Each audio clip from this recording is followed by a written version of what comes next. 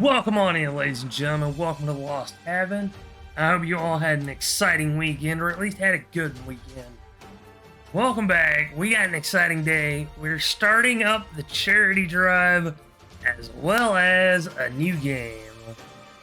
Some of you have already been cautioning me about the game, but you know what? I've never played the game before, so I don't know to the full extent of what this game has to offer. But we're going to find out anyways. Ladies and gentlemen, let's go ahead and say hi. Also, if this will be going on for a while, but if you'd like to help out, ladies and gentlemen, the Highway 80 Rescue Mission is a local charity organization that has been helping people since 1955.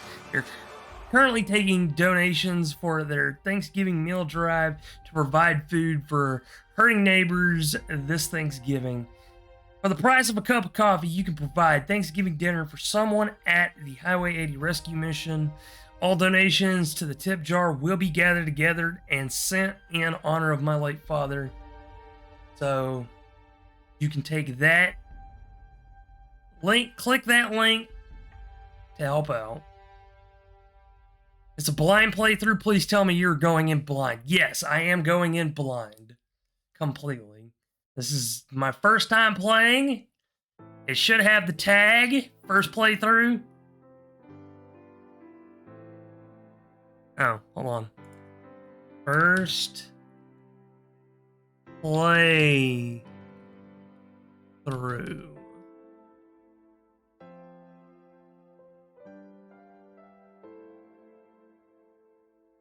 There we go. Fix the tag. No spoilers. Exactly. I mean, I do know this game does get dark. To how big of an extent, I have no idea. So...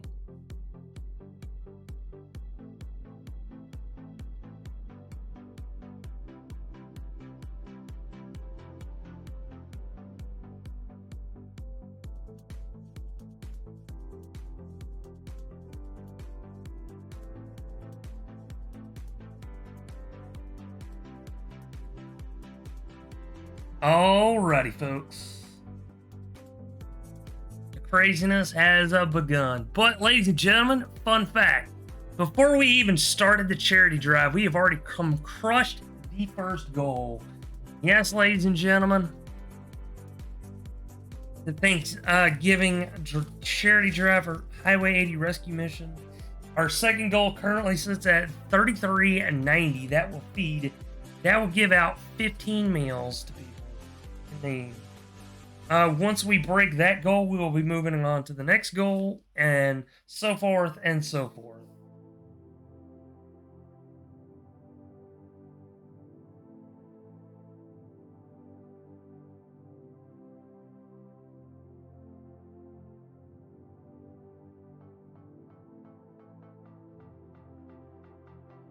I am so sorry. I will be here for a ride.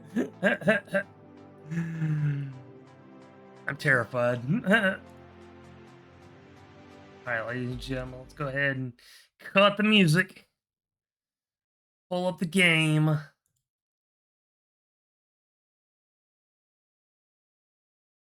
I love this I love this warning right at the beginning.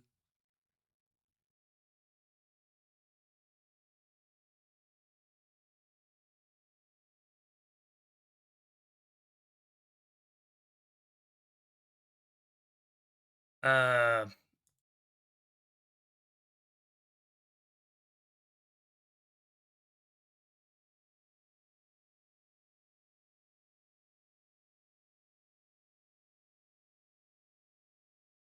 what the hell, game?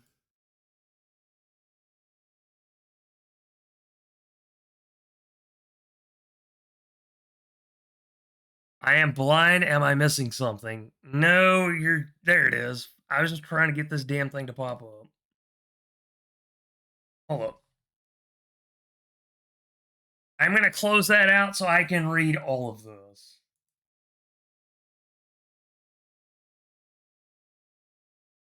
Hopefully it'll let me this time, though.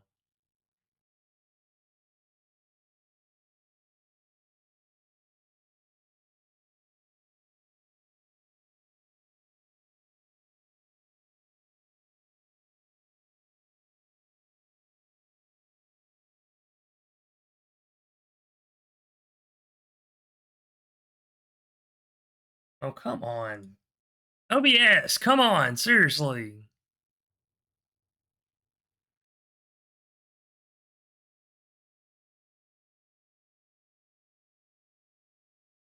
Because if I click on something, it's going to move on to the next thing, and I want to read this out for everybody. Come on, game. Screw it.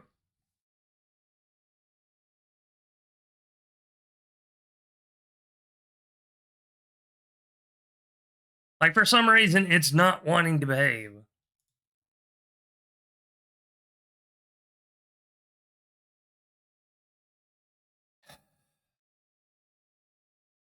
All right.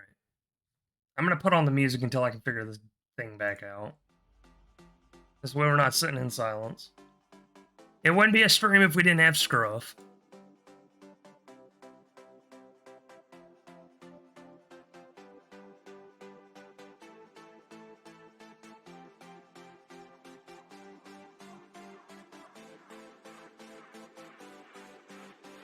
Do you have the game files folder open? No, I don't.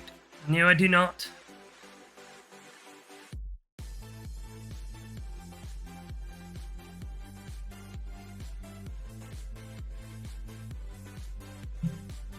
Alright.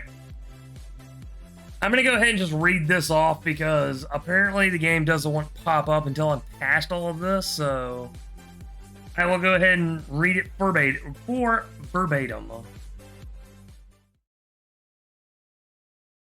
Ladies and gentlemen, this game is not suitable for children or those who are easily disturbed. There we go.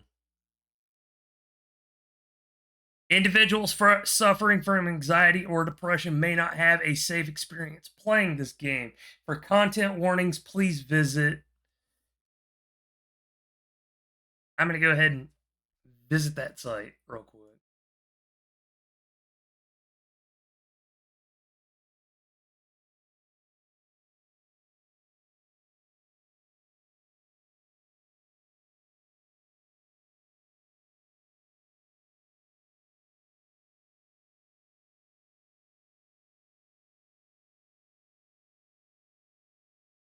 So, I mean, I'm just gonna go ahead and read this just to make sure everybody knows it. Doki Doki Literature Club is a horror game. Please do not take this lightly. Doki Doki Literature Club may not be suitable for you if you are affected by any of the following themes: depression, suicide, self-harm, and abuse. These themes are not merely suggested, but are often portrayed as realistically as possible, and thus may disturb you as if they were real. Furthermore, the above list is not 100% exhaustive. For those with extra concern for their mental health, or a recommendation for the safest approach is to avoid playing Doki Doki Literature Club. We trust that given your understanding of your own mental health, you are able to make the decision and that is right for you. Thank you for your consideration and for staying safe. There's some Easter egg files during the game. I will cross that bridge when I reach it. Also, welcome on in, Shadow Wolf and Mr. Terabad. Also, Brony musician, as well as Jammin' Zach. Welcome on in. Sorry I didn't get to y'all sooner. Got to deal with the scruff, you know. By playing Doki Doki Literature Club, you agree that you are at least 13 years of age and you consent to your exposure of highly disturbing content. I agree.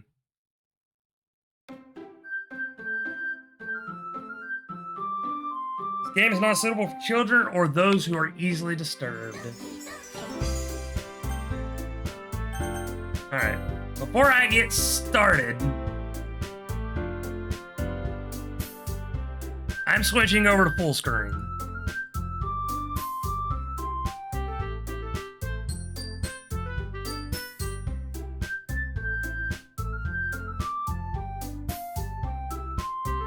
Alright.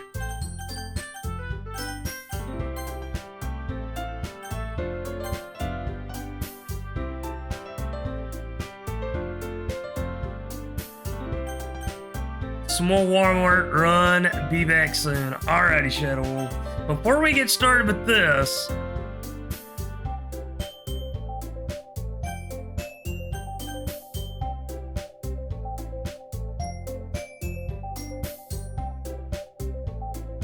I'm gonna mute this real quick.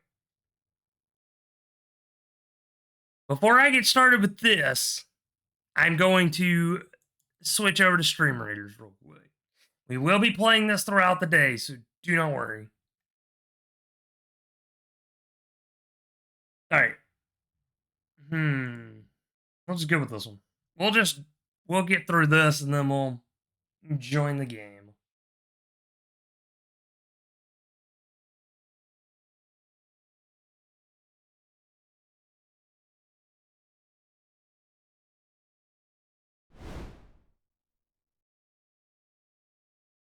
Alright. Ladies and gentlemen, if you'd like to join us for Stream Raiders, you're more than welcome. You got 30 minutes to place as many units as you can within the allotted time frame. You can join us by clicking on that link provided by Stream Captain Bot in the chat, or by typing in !battle at any time. Receive your link. That one. Also, I did realize I made a mistake on the Highway 80 message, and I need to fix that. So before we switch back, I want to fix that real quick.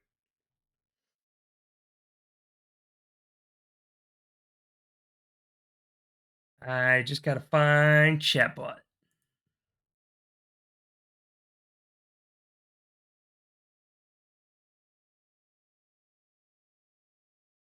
Also, ladies and gentlemen, yes, we are in spoiler territory, so please keep in mind that the backseat is to give instructions or demand specific reactions of the streamer. Unless specifically asked, please do not do it. Repeat offenders will be removed from the Lost Heaven. Thank you for your consideration.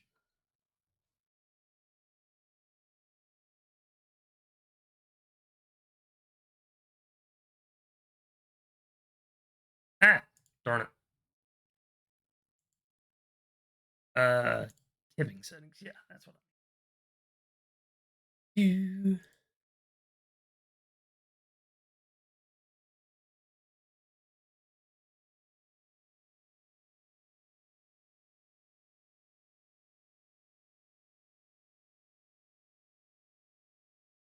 Here it was. Here it is. Got it. All right, ladies and gentlemen.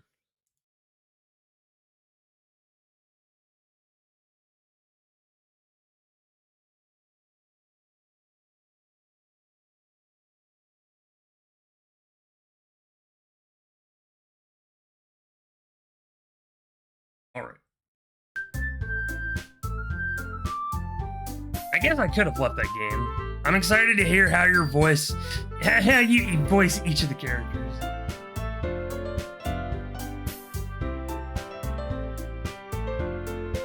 Alright.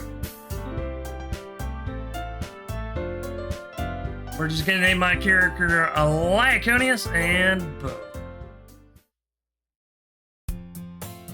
Hey! Okay. Question, I am going to screw up the voices, but I'm going to try to voice them anyway.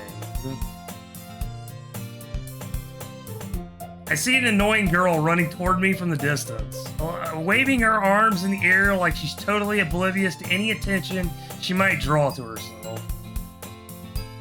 That girl is Sayori, my neighbor and good friend since we were children. Hey, it's a childhood friend. What do you know? You know, the kind of friend you would never see yourself making today, but it was just kind of works out because, you know, you've known each other for so long. We used to walk to school together on days like this, but starting around high school, she would oversleep more and more frequently, and I would get tired of waiting up. But if she's going to chase after me like this, I almost feel better off running away. However, I just sigh and idle in front of the crosswalk and let Sayori catch up to me. Ah, ah. I overslept again. But I caught you this time. Maybe, but only because I decided to stop and wait for you. I'm sorry, that's my voice. Maybe, but only because I decided to stop and wait for you. You seem like you were thinking about ignoring me. That's mean, Lyconius. Well, if people stare at you... Hello there. Welcome on in. Grave Error 404. Well, if people stare at you for acting weird, then I don't want them to think we're a couple or something. Fine, fine. But you did wait for me after all. I will get to those in a moment.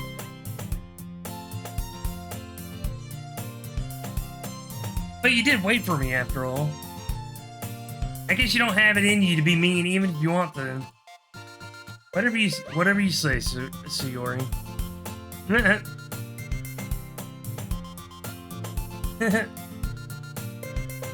We cross the street together and make our way to school.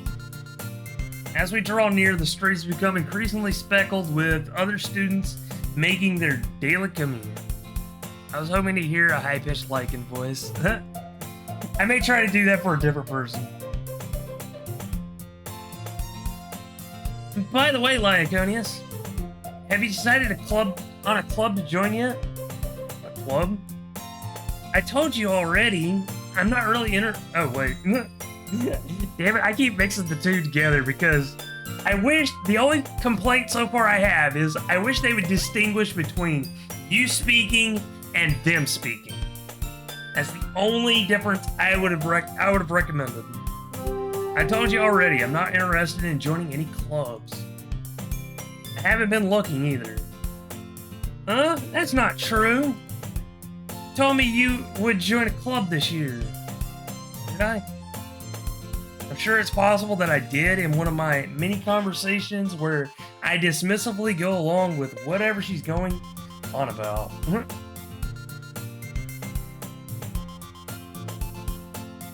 Sayori likes to worry a little too much about me when I'm perfectly content just getting by on the average while spending my free time on games and anime. I was talking about how I'm worried that you won't learn how to socialize or any skills before college. Your happiness is really important to me, you know? And I know you're happy now, but I'd die at the thought of you becoming a NEET in a few years because you're not used to the real world. God, it has internet lingual. Oh no.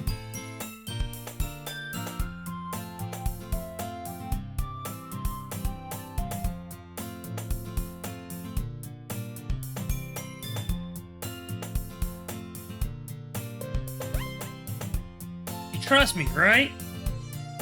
Don't make me keep worrying about you. Alright. As the name of who is speaking when it changes. I know, but I don't always look at who is speaking. I'll look at a few clubs if it makes you happy. No promises, though. Will you at least promise me you'll try a little? Yeah, I guess I'll promise you that. Yay!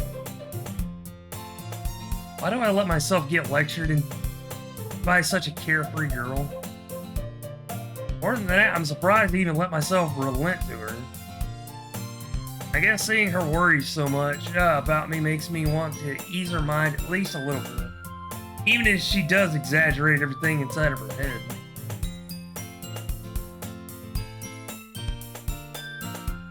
School day is as ordinary as ever. It's over before I know it. Good lord, I wish school was like that for me.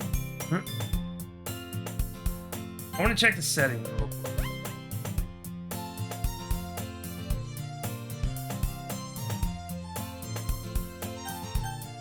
Alright. Actually, you know what? Hold up. We'll pause here. We'll get these exercises out of the way.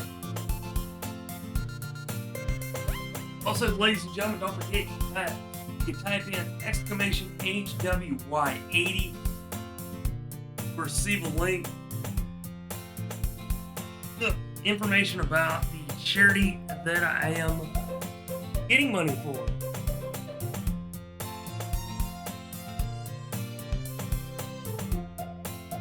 To help out those in need. One, two, three, 4, 5, 6, 7, 8, 9, 10, 11, 12, 13, 14, 15. Alright, that's bicycle girl. Moving on to standing knee taps. 1,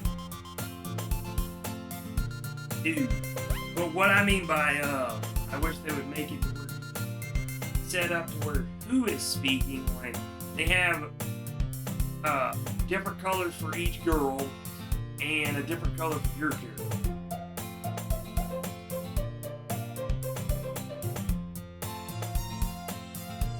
4, 5, 6, 7, 8, 9, 10, 11, 12, 13, 14, and 15. Alright, that is steady knee taps.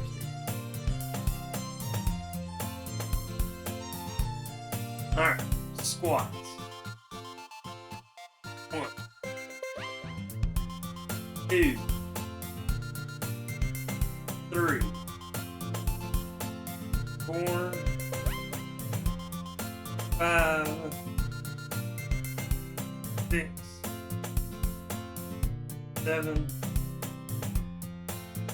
8, 9, 10, 11, 12, 13, 14, and 15. Alright. That's taken care of. Auto forward time.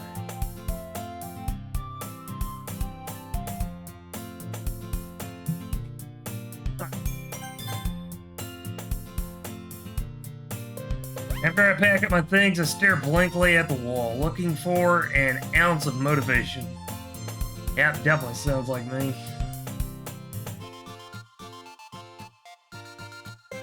Clubs. So Yori wants me to check out some clubs.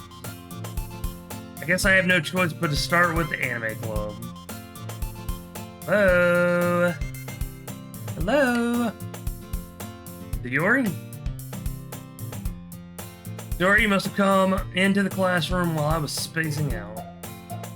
I look around and realize I'm the only one left in the classroom. Uh-oh. I thought I'd catch you coming out of the classroom, but I saw you just sitting here and spacing out, so I came in. Honestly, you're even worse than me sometimes. I'm impressed. You don't want to wait up for me if it's gonna make you late to your own club. Well, I thought you might need some encouragement, so I thought, you know what? I love the background music. I have a feeling it's gonna turn twisted. Well, that you come to my club. So Yori, yeah? There's no way I'm going to your club. Meanie. So Sayori is the vice president of the literature club. Not that I was even aware she had any interest in literature. In fact, I'm 99% sure she only did it because she thought it would be fun to help start a new club. What gives you that idea? I don't know, maybe the interesting messages that you receive at the beginning of the game. It's upbeat and fun.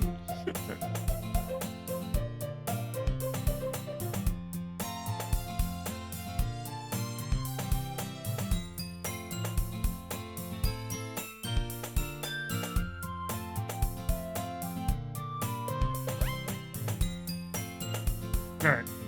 And since she was the first one to show interest after who proposed the club, she inherited the title of vice president. That said, my interest in literature is guaranteed to be even less. I mean, I actually enjoyed literature, honestly. So, yeah, the comparison right there just ended. Yeah, I'm going to the anime club. Come on, please. Why do you care so much anyway? Well, I kind of told the club yesterday I would bring in a new member. And Natsuki made cupcakes and everything. Don't make promises you can't keep. I don't get a warning, but when I played the game, I love my husband for setting that up for me. Complete surprise. I can't tell if Sayori is really that much of an airhead or if she's so cunning that has to have planned all of this out. I let out a long sigh. Fine, I'll stop by for a cupcake, okay? Yes, let's go! And thus today marks the day I sold my soul for a cupcake. I would have sold my soul for a Klondike bar. Oh, Lord.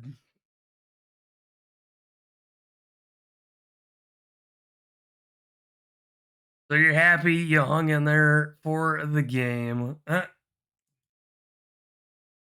I dejectedly follow Sayori across the school and upstairs, a section of the school I rarely visit, being generally used for third-year classes and activities. Sayori, full of energy, swings open the classroom door. I can just picture that in my head right now. Her just swinging that door open, all anime style and shit.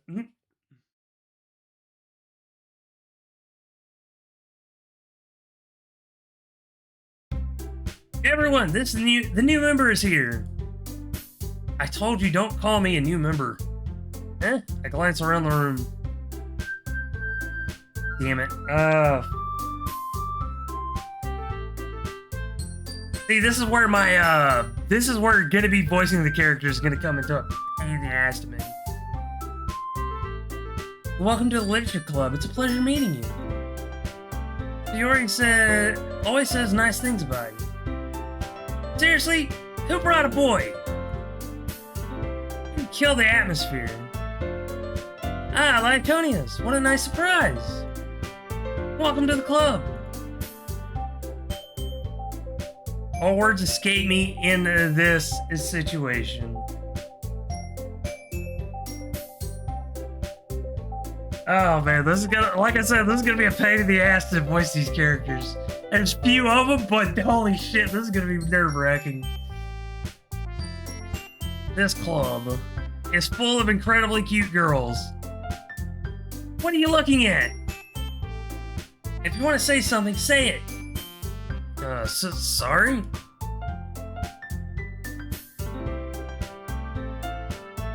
Natsuki. Girl with a sour attitude whose name is apparently Natsuki is one I don't recognize. Her small figure makes me think she's probably a first year. She's also the one who made cupcakes, according to Sayori. You can just ignore her, she just gets moody. Sayori says that quietly into my ear, then turns back towards the other girl. Anyways, this is Natsuki, always full of energy. And this is Yuri, the smartest in the club. Don't say things like that. Yuri, who appears comparably more mature and timid, seems to have had a hard time keeping up with people like Sayori and Natsuki. Ah, well, it's nice to meet both of you. And it sounds like you already know Monica, is that right?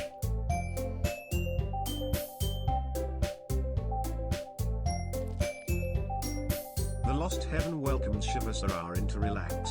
Shivasarar, welcome on into the Lost Heaven. Thank you for the follow, and I hope you enjoy your stay.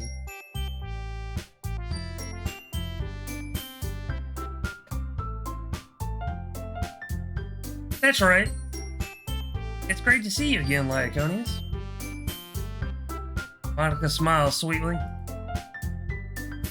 We do know each other. Well, we rarely talked, but we're in the same class last year.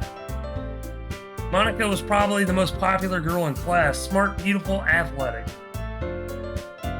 Basically, completely out of my league.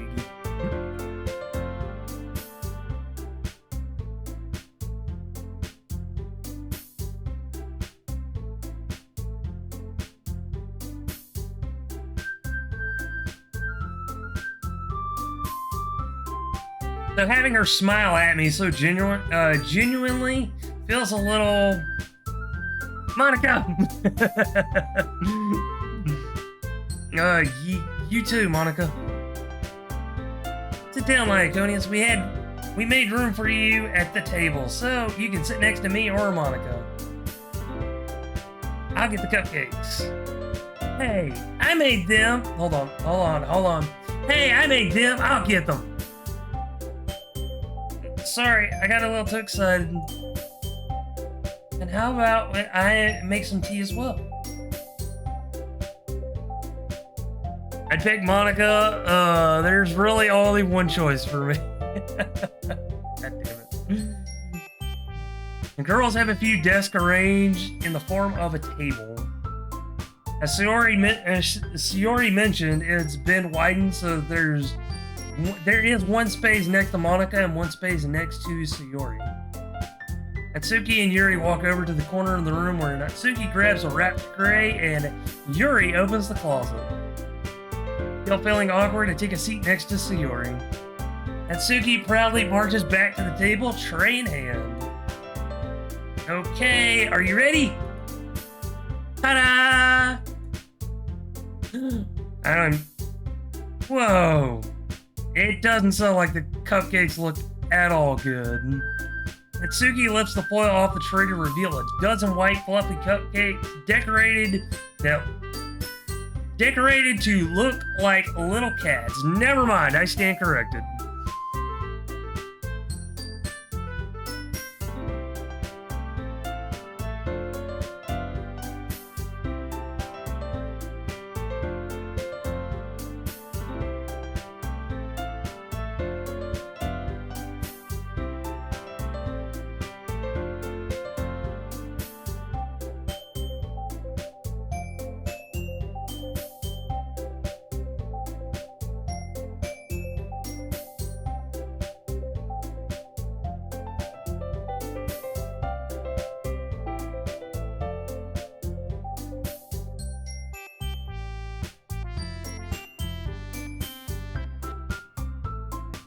Now I want cupcakes. Cupcakes. Oh yeah. The whiskers are drawn with icing and the little pieces of chocolate were used to make ears. I can actually picture these cupcakes in my head. Holy shit.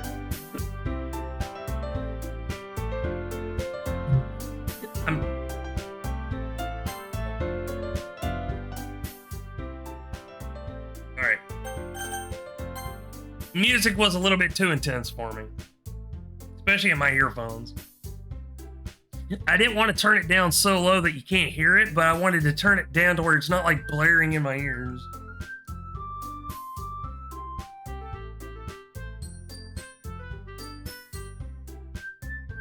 So cute. I had no idea you were good at baking, Natsuki. Well, you know, Just hurry and take one. Sayori grabs one first, then Monica. I follow.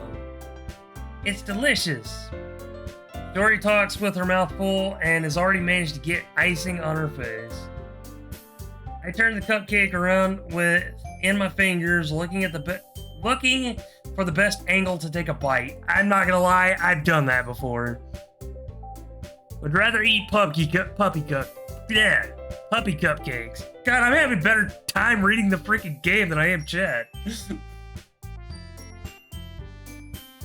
Let's see. Natsuki is quiet.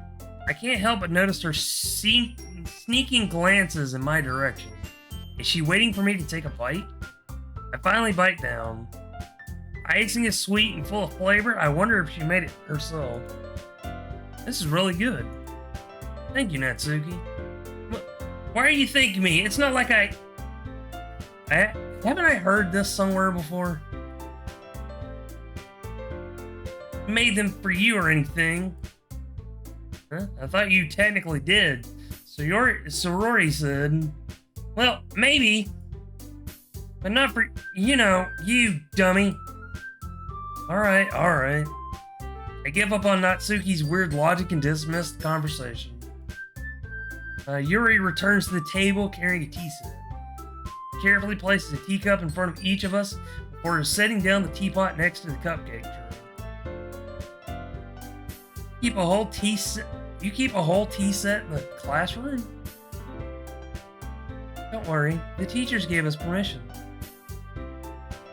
After all, doesn't a hot cup of tea help you enjoy a good book? I guess. Don't let yourself get intimidated. Yuri's just trying to impress you. That's not true. Insulted, Yuri looks away. And that, I believe you. Well, tea and reading might not be a pastime for me, but at least I enjoy tea. I'm glad. Yuri faintly smiles to herself and relieved. Monica raises an eyebrow and then smiles at me. So what made you consider literature club? I was afraid of this question. Something tells me I shouldn't tell Monica, but I was practically dragged here by Sayori. Well, I haven't joined any clubs yet, and Sayori seemed really happy here, so that's okay. Don't be embarrassed. We'll make sure you feel right at home, okay? As president of the literature club, it's my duty to make the club fun and exciting for everyone. I'm nervous. Monica, I'm surprised. How come you decided to start your own club? You could probably be a board member of any of the major clubs. Weren't you a leader of the debate club last year? Well, to be honest, I can't stand all the politics around the major clubs. It feels like nothing but arguing about the budget and publicity and how to prepare for events. I'd rather take something I personally enjoy and make something special out of it. Can't fault her for that.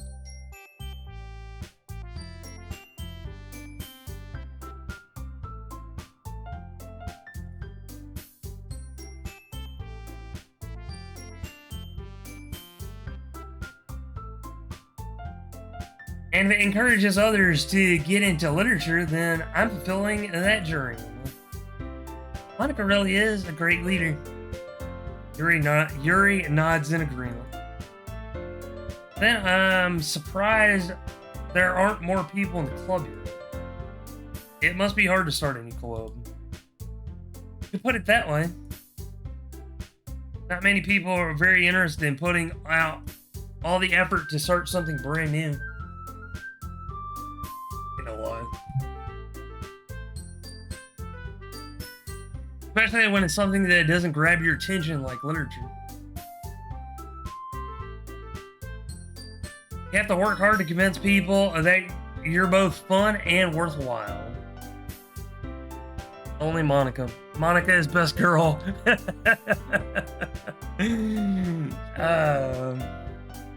Alright, hold up. I'm gonna make a poll real quick.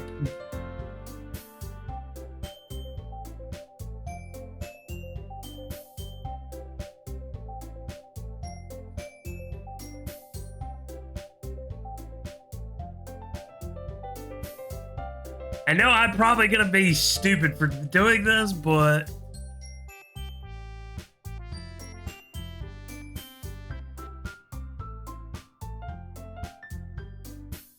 there we go.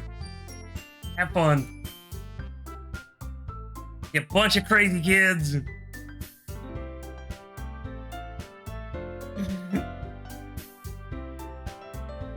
And yes, I will be taking this into consideration. The poll is legitimate.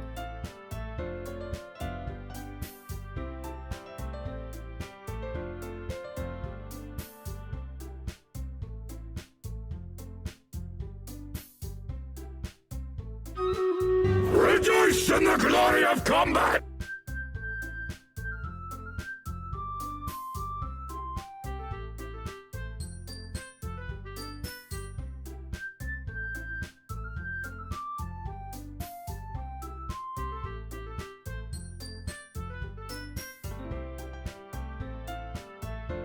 On my way, but it makes school events like the festival that much more important. I'm confident that we can all really grow this club before we graduate. Right, everyone? Yeah! We'll do our best. You know it! Everyone enthusiastically agrees. Such different girls, all interested in the same goal. Monica must have worked really hard just to find these three. Maybe that's why they were all delighted by the idea of a new member joining. Oh, my phone's being stupid. Got an ad for Subaru with cute dogs, though.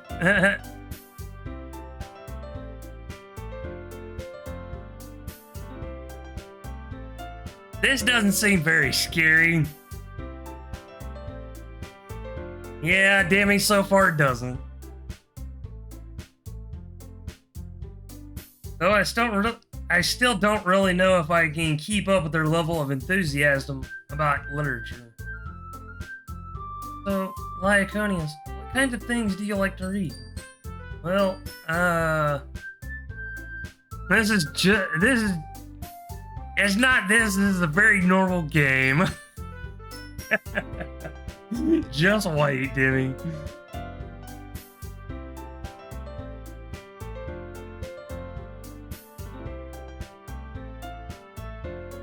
Considering how little I have read these past few years, I really don't have a good way of answering. Manga? I mutter quietly to myself, half joking. Natsuki's head suddenly perks in. It looks like she wants to say something, but she keeps quiet. Not much of a reader, I guess.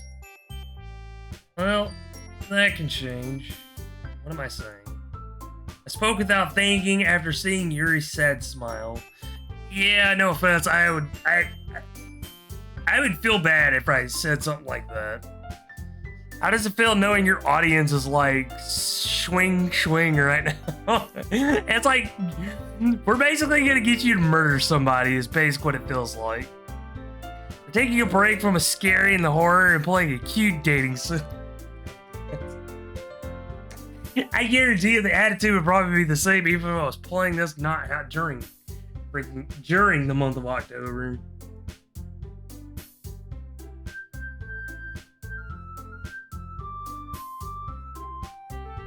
Anyway, what about you, Yuri? Well, let's see. Yuri traces the rim of her teacup with her finger. My favorites are usually novels that build deep and complex fantasy worlds. I already like Yuri. I love fantasy worlds. Shut up.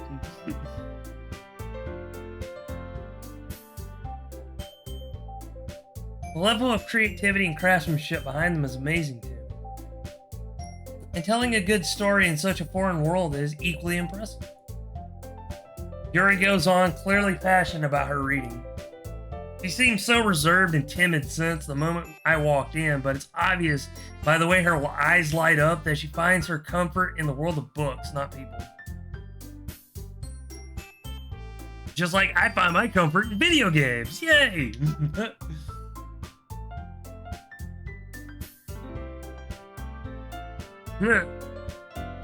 And the vote is Sayori.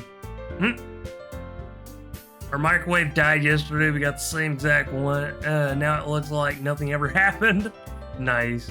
Also, welcome on in, Bubble. How you doing today? Yay, new microwave. So we had 2 votes for Sayori, 1 vote for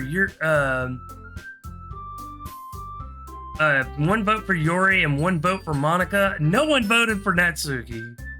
Poor girl. Though Natsuki does seem like she's the bully type. She's the insecure bully type. Oh well. But you know, I like a lot of things. Stories with deep psychological elements usually immerse me as well. Isn't it amazing how a writer can be so deliberately take advantage of your own lack of imagination to completely throw you for a loop? This line right here speaks volumes for the game. And as this journey through this game continues, you'll find out why. Anyways, I've been reading a lot of horror lately. Oh no. I read a horror book. I read a horror book once. I desperately grasp something I can relate to at the minimal level. I'm not more of a, I like the minimal level approach, but I don't try to grasp things to relate to it.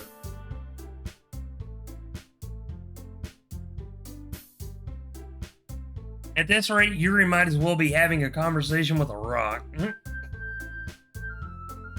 Sounds like me and my conversations. Really? I wouldn't have expected that, Yuri. For someone as gentle as you, I guess you could say that.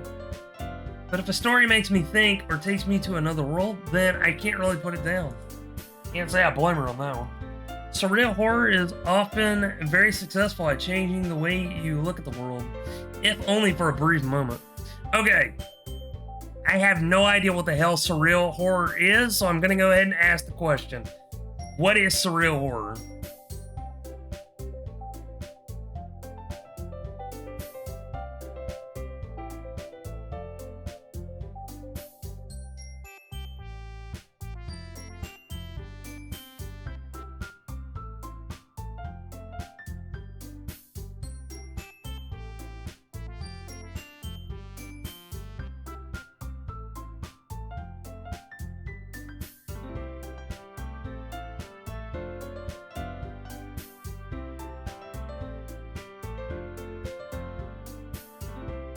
Junji Ito.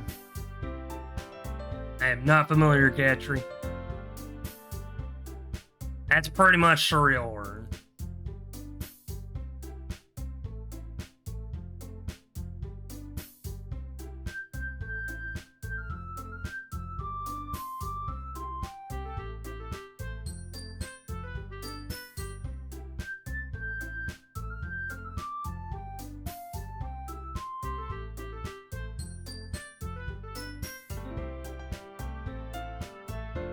I may have to look into that.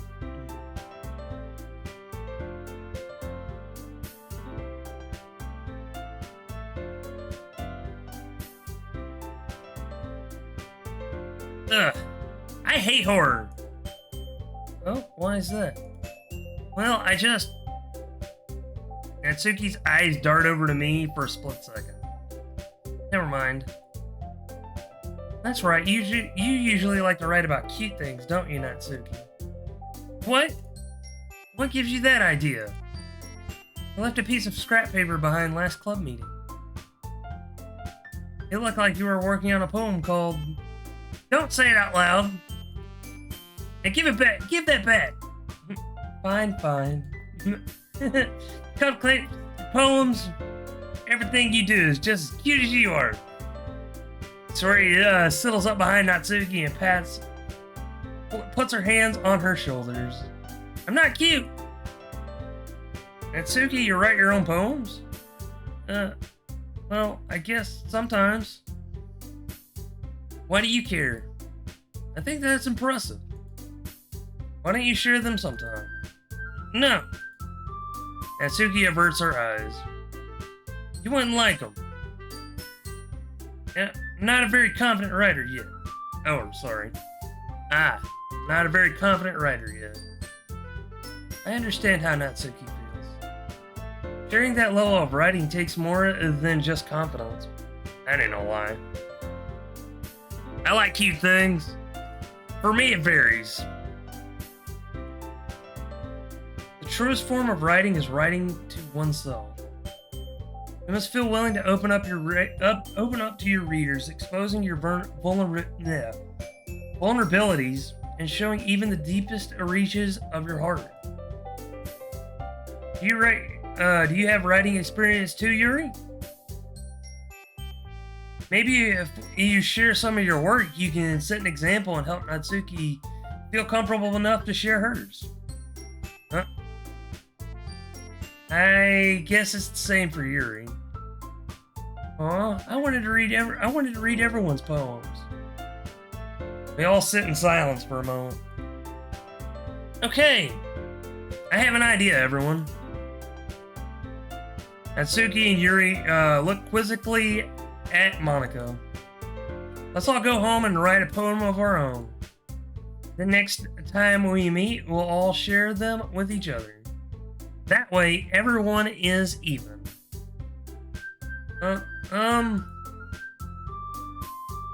Yeah, let's do it.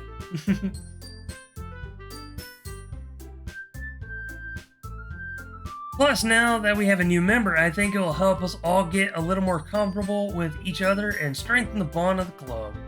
Isn't that right, Lyconius? Monica smiles warmly at me once again. Hold on, there's still one problem.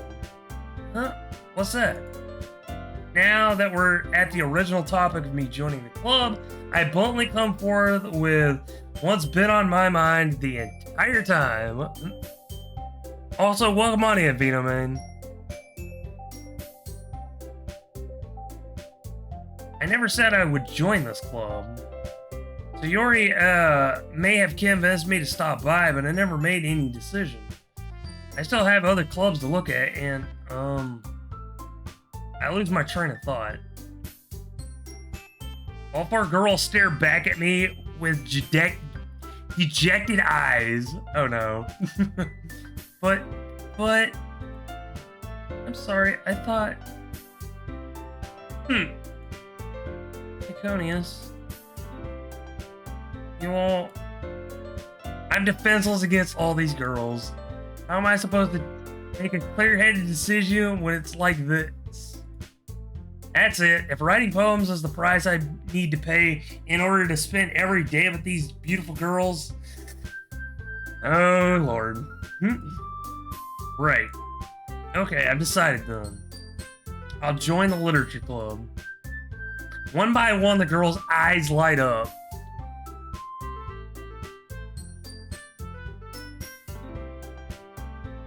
We are going to go for Sayori, yep. Have you heard of the movie Cube of Donnie Darko? Oh, The Thing is surreal too. I did not know that. I've never seen Donnie Darko. I think I've barely seen bits of The Cube, and I have seen The Thing. If we're talking about John Carpenter's The Thing and not the remake, or sorry, the movie it was based on, which is A Thing from Another World, or the later prequel. Teenage boy at its worst. Exactly. We do stupid shit for girls. Yeah, that ain't no lie.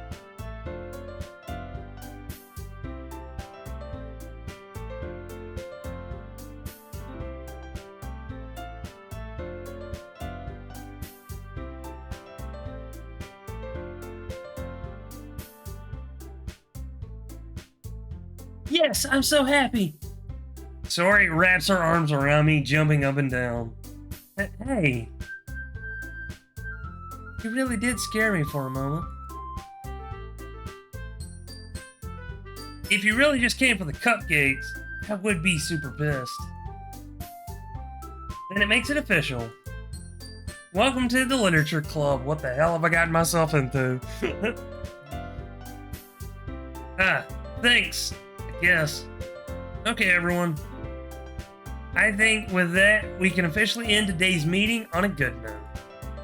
Everyone remember tonight's assignment. Write a poem to bring to the next meeting so we can all share. Monica looks over at me once more. Laiconius, I look forward to seeing how you express yourself. Yeah. Can I really impress the class star Monica with my mediocre writing skills? I already feel the anxiety welling up inside me. Meanwhile, the girls continue to chit-chat as Yuri and Natsuki clean up their food. Hey, Laiconius, since we're already here, do you want to walk home together? That's right, so Yuri and I never walk home together anymore because she's always stayed after school for clubs. Sure, might as well. Yay! With that, the two of us depart the club room and make our way home. I mean, the 80s thing is based off a book anyways, but those are surreal horror. Now you know. Now I know. Dude, that one scene from The Thing with the dog, after it starts transforming, that terrifies me for... I don't know why it does, but it just terrifies the hell out of me. If that's the part of surreal horror, then yes. Another book to read. A Thing from Another World. Funny enough, there was a movie based on it, and The Thing is based on the movie. Or a remake of the movie.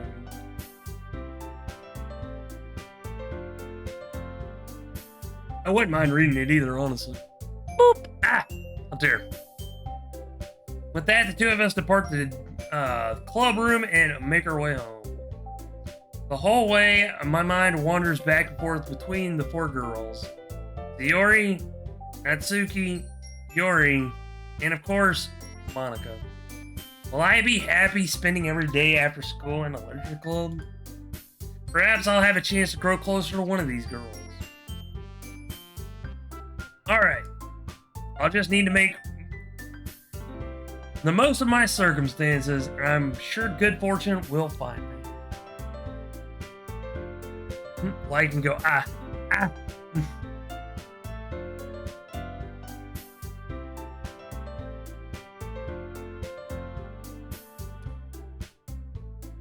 Let's see. And I guess that starts with writing a poem tonight. Vino, give me the book reading inscription. I have a shelf full of books I haven't touched. Anyways, I'm home now. Welcome home, Shadow.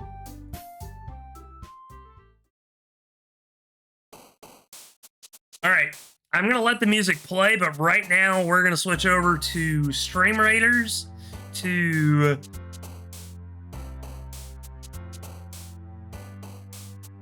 get this fight started. The only one that joined us for the fight is Mr. Turbine.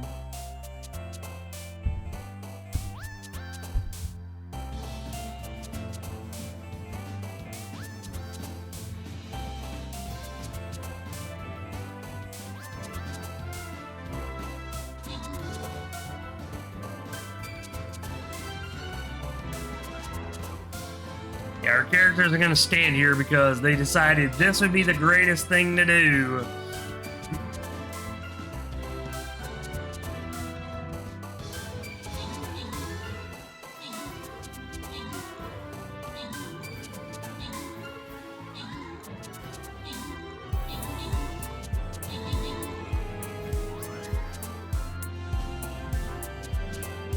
Sorry for missing the fight. I'm cleaning up. No worries, Jim.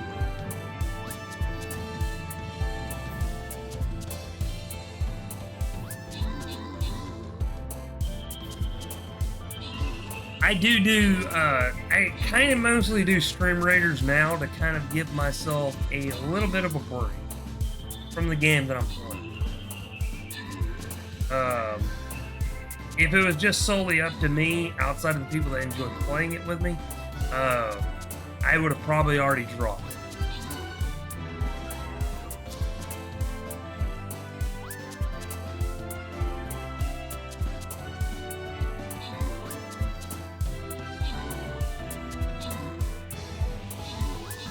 What's this button do? I didn't realize you could pause it. That's cool.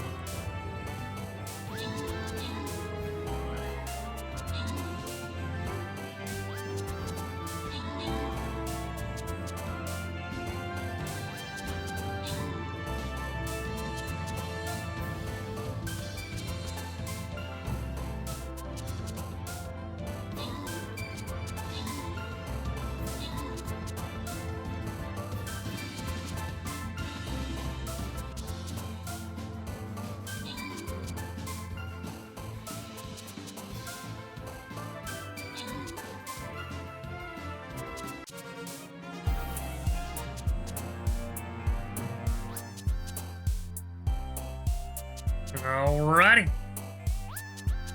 That's my line. I can't stream. I do stream raiders at the moment, sadly. I miss it.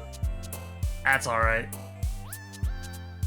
Anyways, Mr. Terrorbat had the most kills and most assists with 28 kills and 10 assists. I barely did a damn thing, man. I feel bad. Then again, I only get one unit where everybody else gets to place as many as they can within the allotted time. I received 10 gold while everyone else received 6 gold each. I received a Buster Scroll as a reward, and Mr. Terrorbat receives a Monk Scroll.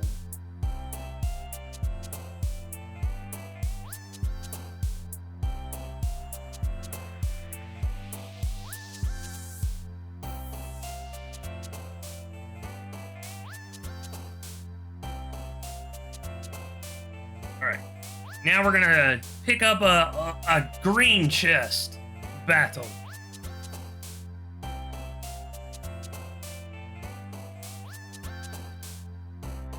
Alright. Do I have one that is... No, okay.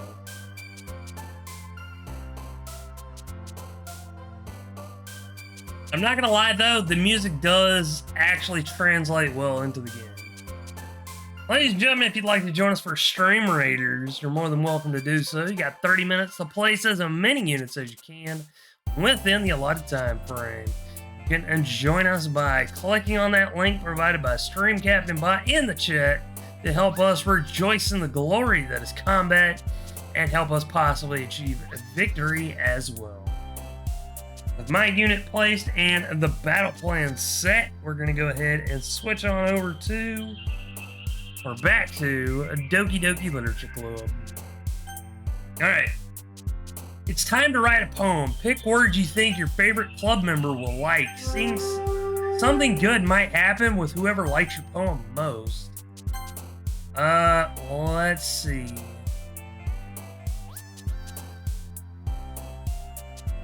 Alright. I'm gonna go ahead and save right here, just in case. I find it funny that you only have 3 of them on here. Monica's not on here, if you noticed.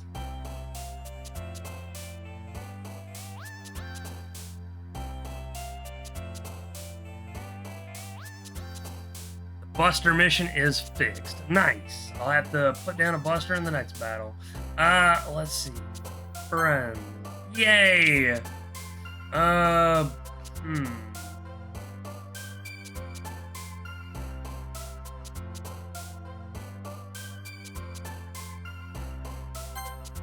Fun.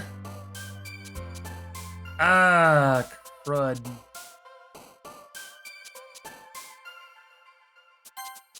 warm.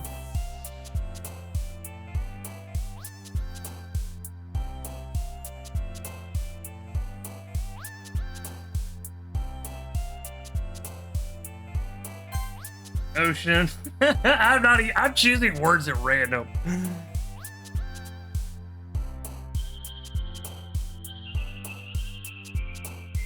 I lurk. Alright, jamming. Also, ladies and gentlemen, if you would like to help with the charity donation, you can always type in exclamation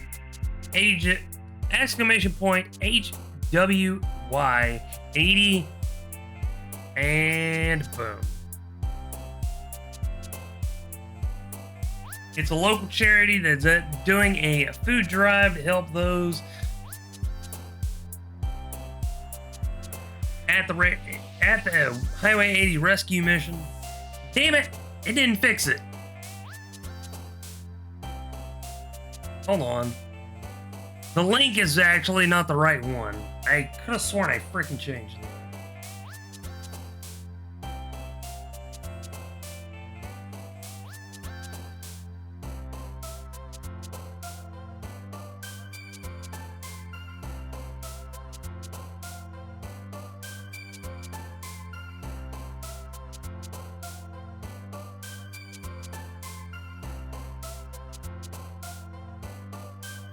I guess no, I did. What the hell?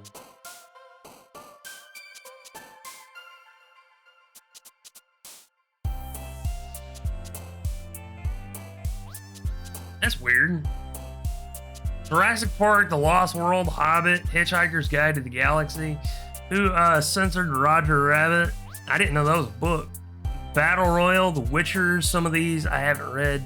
Finished myself, currently reading Dracula. Which version of Dracula? That's my question.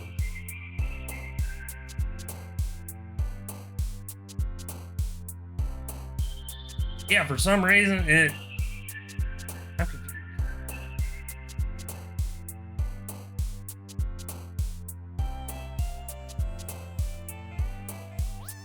The original Bram Stoker's Dracula. Got it.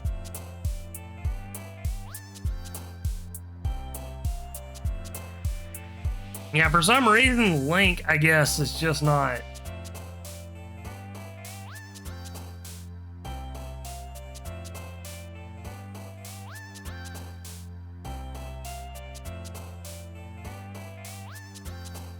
But yes, in truth, this is the link that the Highway 80 is supposed to give you.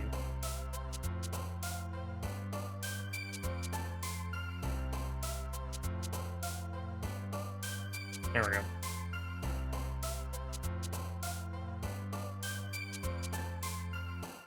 Alright. Bear I might need to get clothes out. Alright, Shadow, we'll be here. Let's see.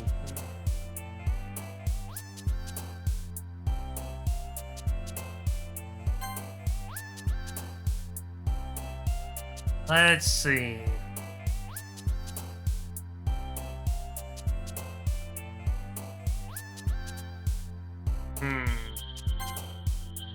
Let's say breathe.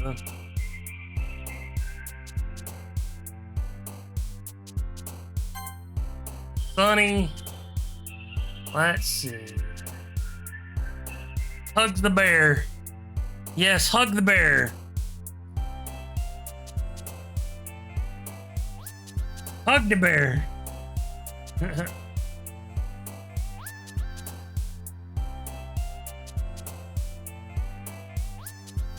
Let's see.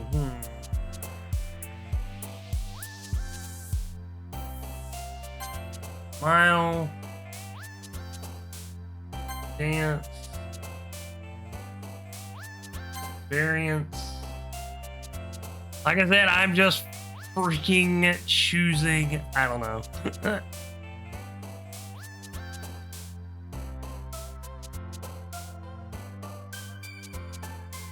Daydream. Sure.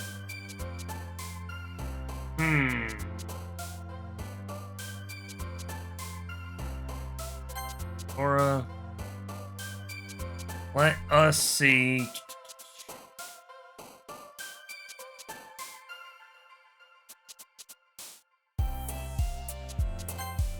Games.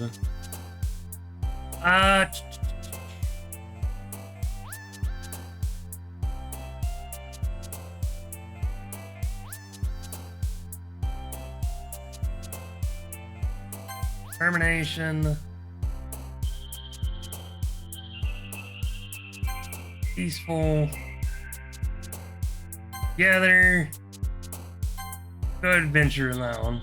Let's see.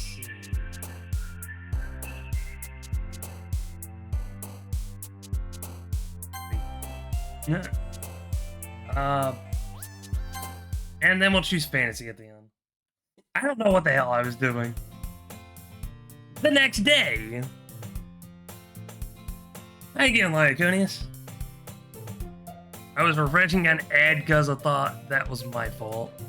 Yeah, Twitch broke their ads again. I noticed it a couple of weeks ago. Those without, normally I play ads at the beginning and when I'm taking a break, so that way normally ads would not interfere, but people still get ads because Twitch decided, hey, we're gonna screw with our ad system, even though it doesn't need fixing.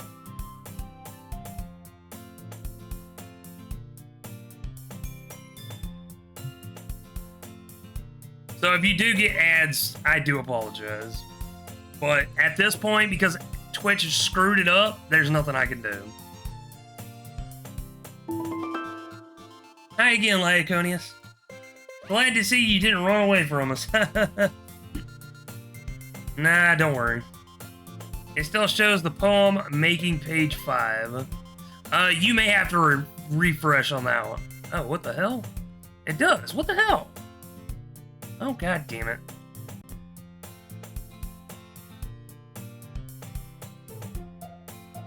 There we go. Thank you for pointing that out to me, Bino. I wouldn't have noticed that if you hadn't said that. I did refresh. Yeah, it was on my end. It was on my end. When you mentioned that, I was like, you should refresh, and then I looked over and it was on page 5. That works. So yeah, I do apologize with that. That was my fault. Nah, don't worry.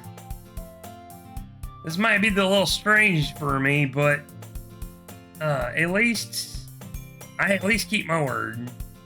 Well, I'm back at the literature club. I was the last to come in, so everyone else is already hanging out. Thank you for keeping your promise, Lyconius. I hope this isn't too overwhelming of a commitment for you.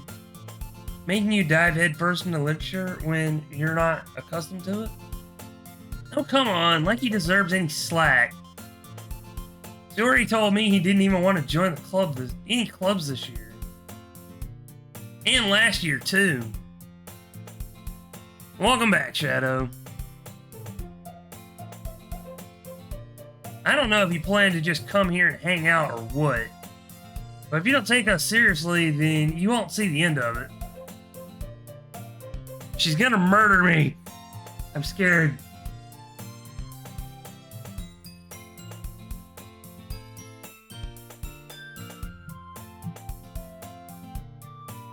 Natsuki, you clearly have a big mouth for someone who keeps her manga collection in a club room.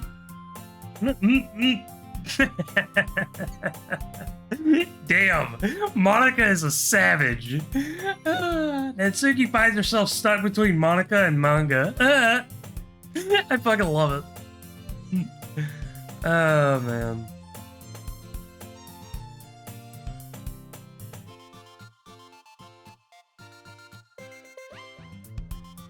Manga is literature. Swiftly defeated, Natsuki plops it back into her seat. Don't worry, guys. Lyconius always gives it his best as long as he's having fun. He helps me with busy work without me even asking. Like cooking, cleaning my room. Not dependable. So, Rory, that's because your room is so messy, it's distracting.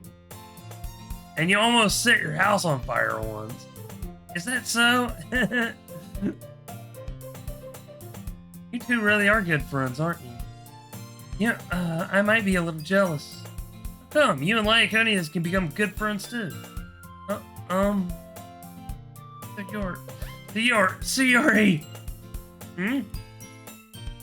As usual, Sayori seems oblivious to the weird situation she just put me into. Oh, Yuri. Even bought you something today, you know. Oh, wait, Sayori. Me? Not really. Don't be shy. It's really nothing. What is it? Never mind. Sayori made it sound like a big deal when it's really not. What do I do? Huh? Sorry, Yuri, I wasn't thinking. I guess that means it's up to me to rescue the situation. You can mod me so I can delete any spoilers fast. You know what? Since you are a mod in, I'll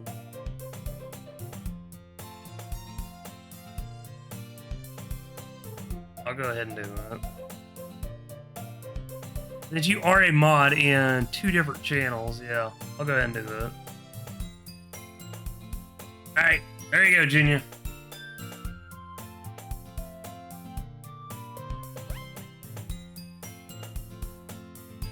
Look at the car outside. You can't see a car outside. How dare?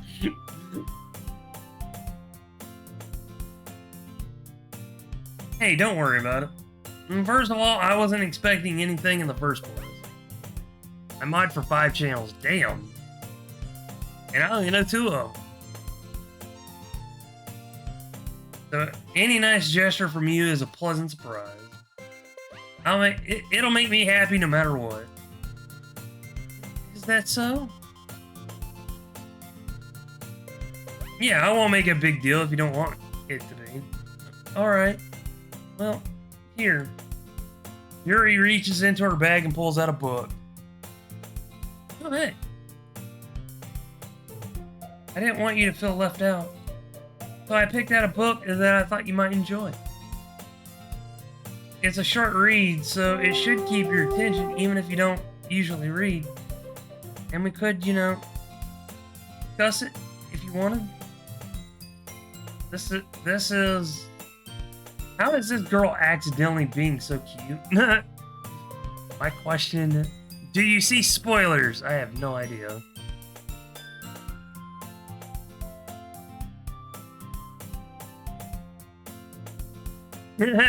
Bubble.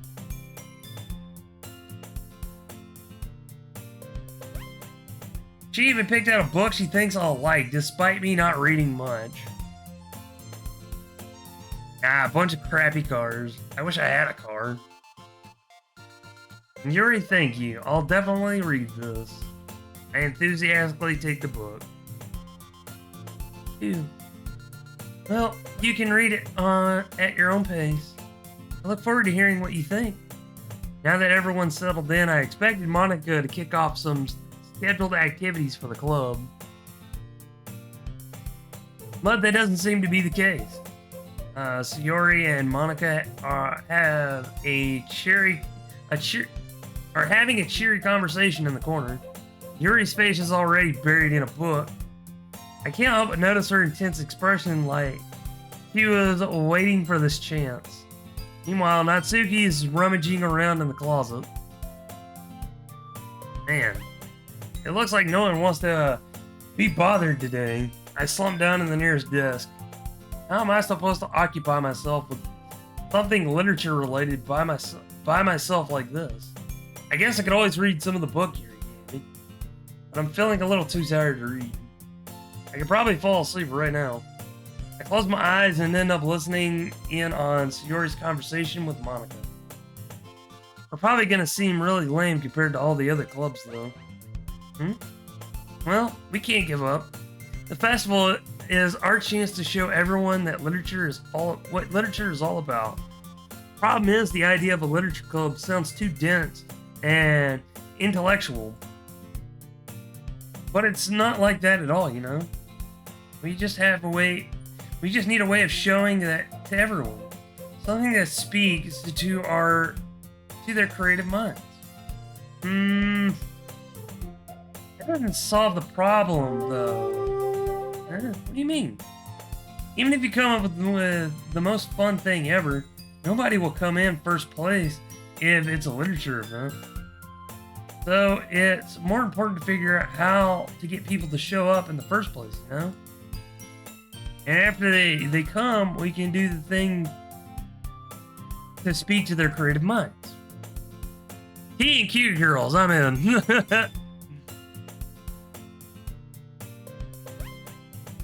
Tea and cute werewolf, I'm gay myself. Get out of here with that.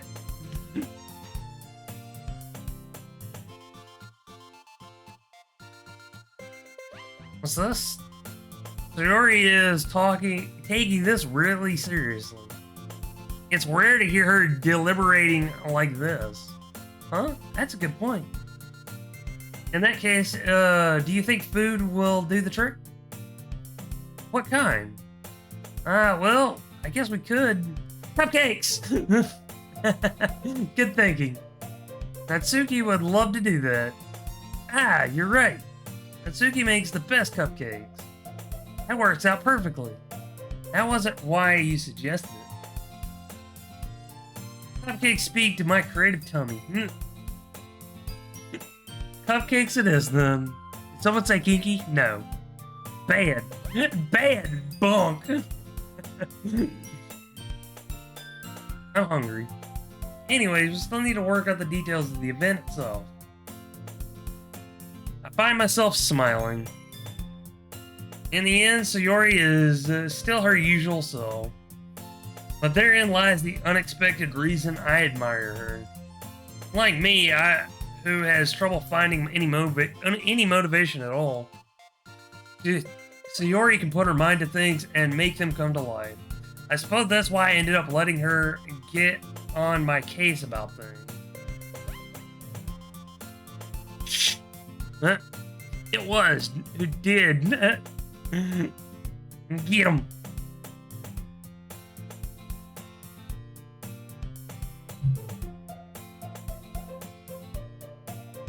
I suppose that's why I end up letting her get on my case about things. I can't help but wonder what it would be like to see the world through her eyes. I open my eyes to find Sayori's face filling my vision. I nearly fall out of my chair. Sorry. Wait. Actually, I'm not sorry at all. It's your fault for sleeping like that. This isn't the napping club. Does our school have a napping club? You're staying up late again, aren't you? Now that you're in a club, you're gonna have less time for anime, you know? You'll need to get used to it. Don't say that so loud. I glance over my shoulder to see if Monica overheard. It's true, though. Yeah, I know. You're always looking out for me, Sayori. It's what I do best. That's the problem. What about you? You look out for me better than you look out for yourself. You're still oversleeping every day, aren't you? Not every day. That's not very convincing. How many days this past week have you gotten up this time? Gotten up on time? It's a secret. I knew it. Come on. At least give me the benefit of the doubt. I can't even do that. Look, Sayori, it's written all over your face. All over you. Huh? Sayori glances around at herself. How is it written all over me? You were clearly in a rush this morning. Look, your hair is sticking out all around here. I run my fingertip down the side of Sayori's hair, trying to straighten it out. Get bumped. I don't know how to think of a werewolf in any way. It's a problem.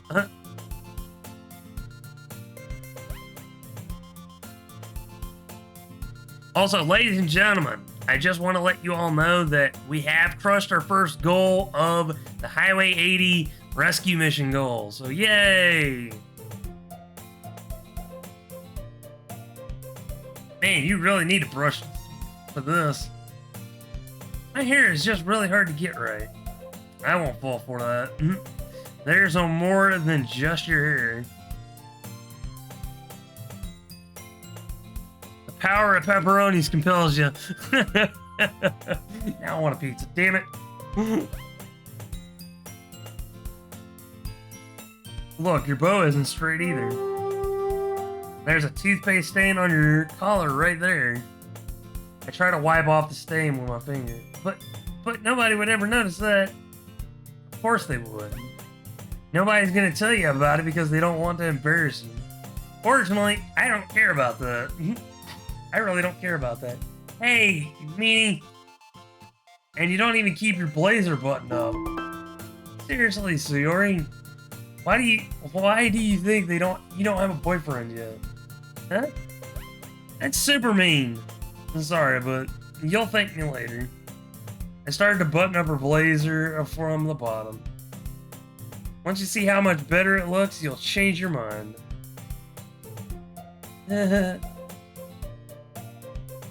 So funny. What is? Well, I was just thinking how weird it is to have a friend who does these kind of things. Huh? Don't say that. Don't make me feel weird about it, stupid. It's okay, though. I'm happy we're like this. Aren't you? I guess. Hey, be careful.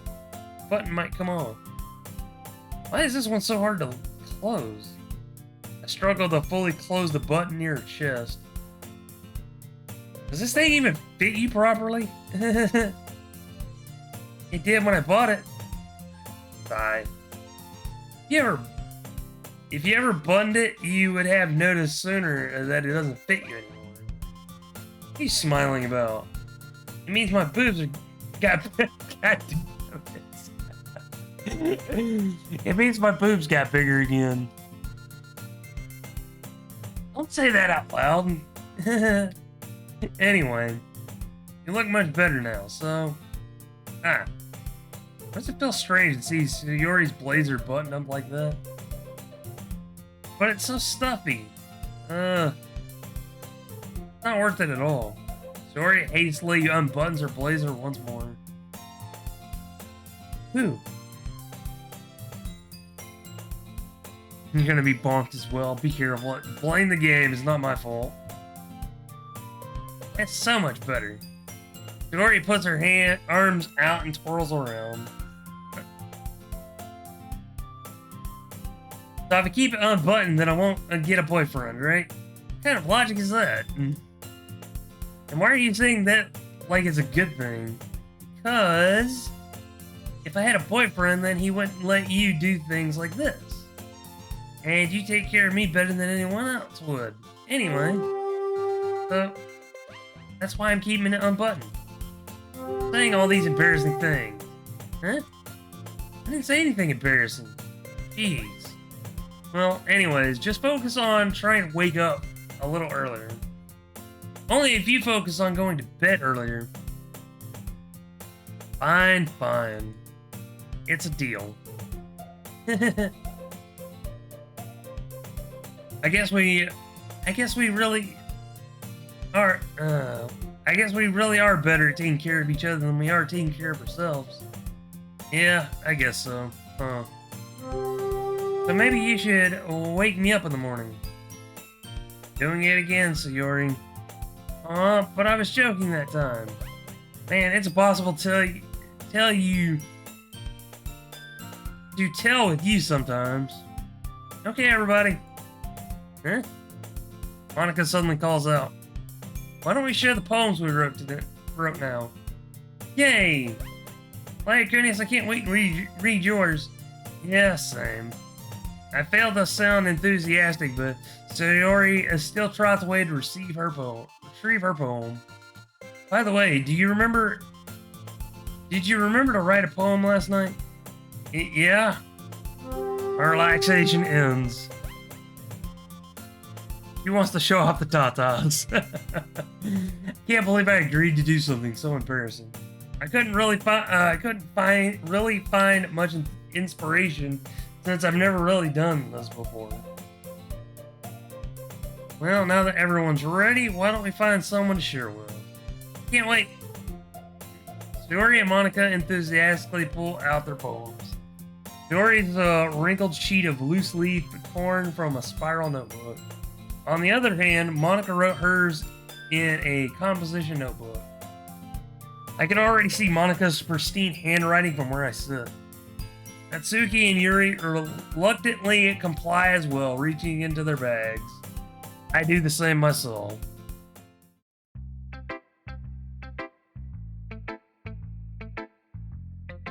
All right.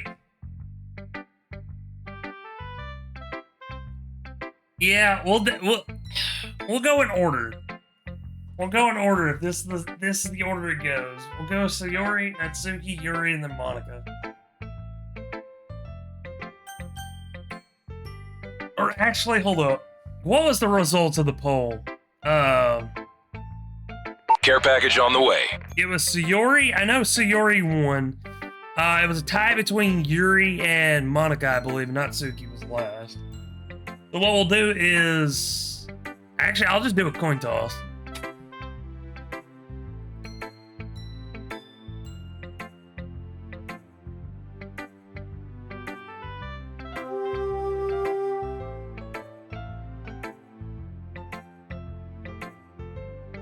I'm gonna do a timer.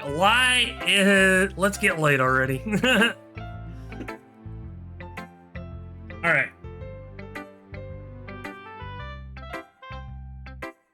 And the winner of the coin toss is Yuri. So first person we're gonna share with is Sayori. I'm definitely the most comfortable sharing with Sayori first. She's my good friend after all. Oh my goodness! This is so good, Lyconius. Huh? And look! I had no idea you were such a good writer. Sayori, you must be seriously overreacting. I'm not a good writer at all. Bing bonk on you. Big bonk. I need to get what's it called? An Elgato, what the hell is that thing called? Stream Deck. Yeah. I need to get an Elgato Stream Deck. That way if somebody bonks somebody else, I can just press the button. Rejoice in the glory of combat! We'll finish up here and then we'll move on to the next. And then we'll move on to Frame Record. I honestly have no idea what I'm doing. Well, maybe that's why. Because I have no idea what I like either. Might not be a good idea because you gotta be pushing it a lot.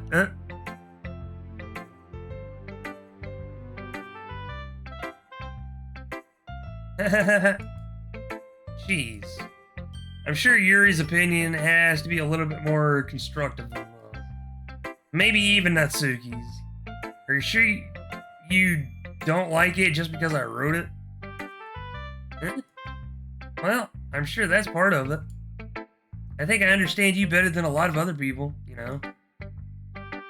So when I read your poem, it's not just a poem. It's a Lyconius poem.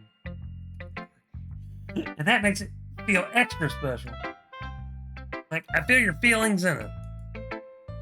Sayori hugs the sheet against her chest.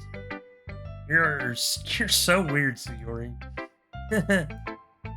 I'm really happy that you wrote one. Just that you wrote one. It just reminds me how you're really a part of the club now. Not to mention the fact that I'm standing in front of you in the club room. Yeah, Sayori is so derp. Yeah, well, of course. I'm not really into it yet, but that doesn't mean I'll break my promise. See? It's like I said before, Lyconius. Deep down, you're not selfish at all, you know? Trying new things like this for other people.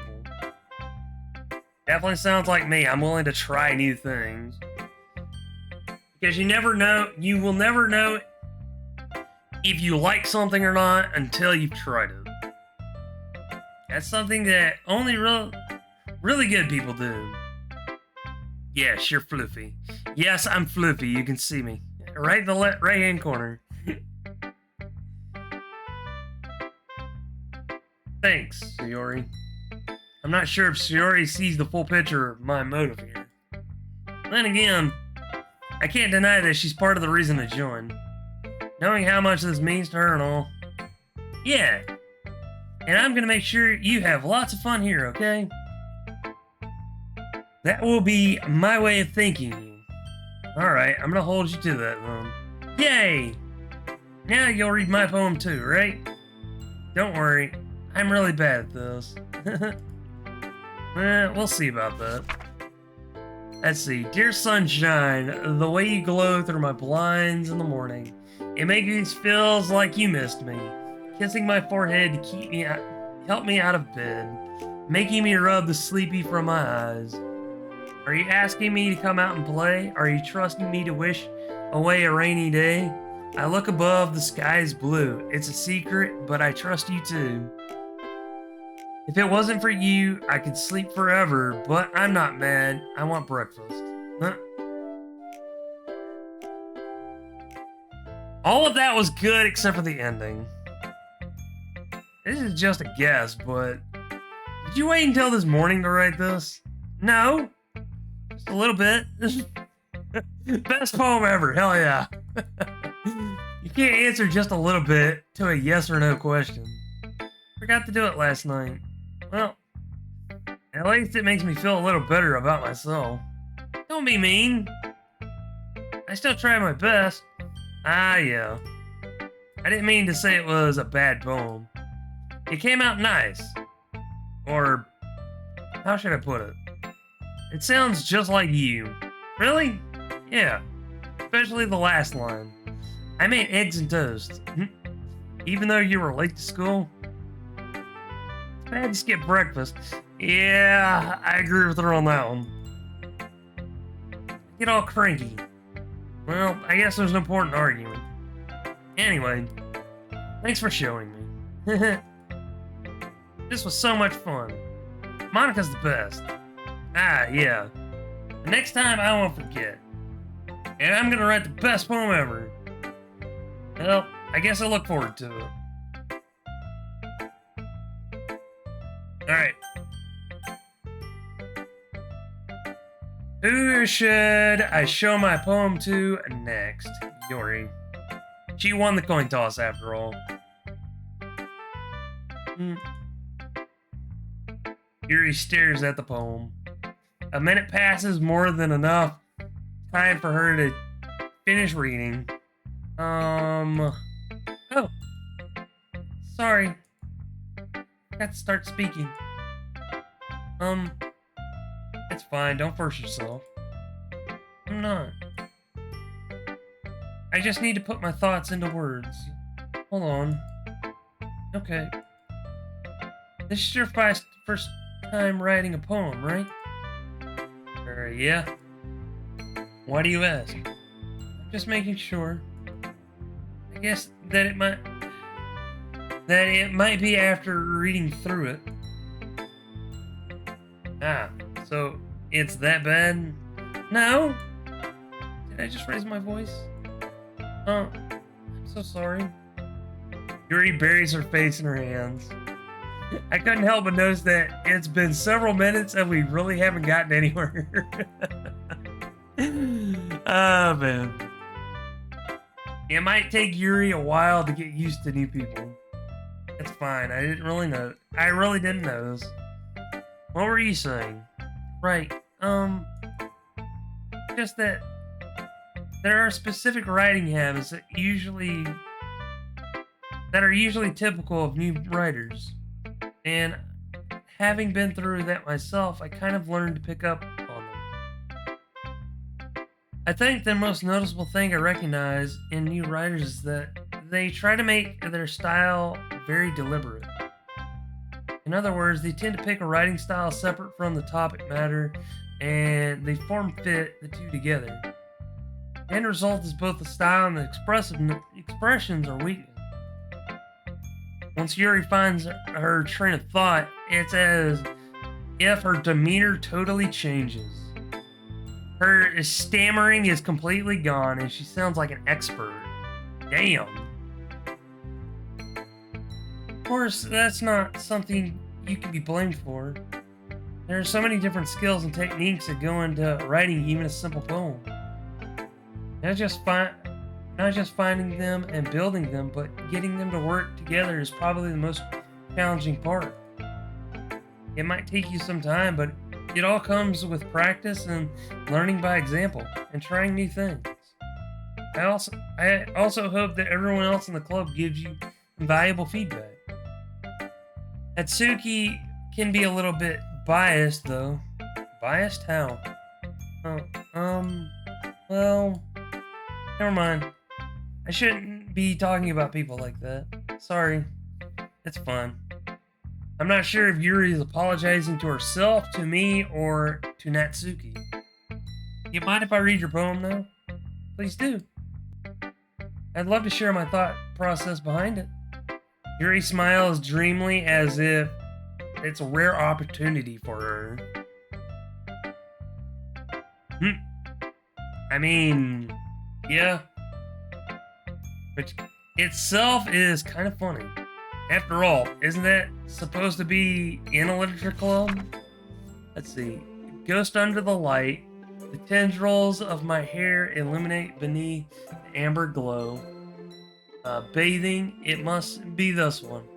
The last remaining streetlight to have withstood the test of time. The lost yet to be replaced by the sickening blue-green hue of the future. I bathe calm, breathing air of the present, but living in the past. The light flickers, I flicker back. Not bad. I'm sorry if I have such terrible handwriting. I mean, I was able to read it, so it's not that terrible. I've seen worse, trust me. And I'm related to some of them. What? I wasn't thinking that at all. But it took you a long time to read. Ah. Well, I don't just read script I don't read script very often.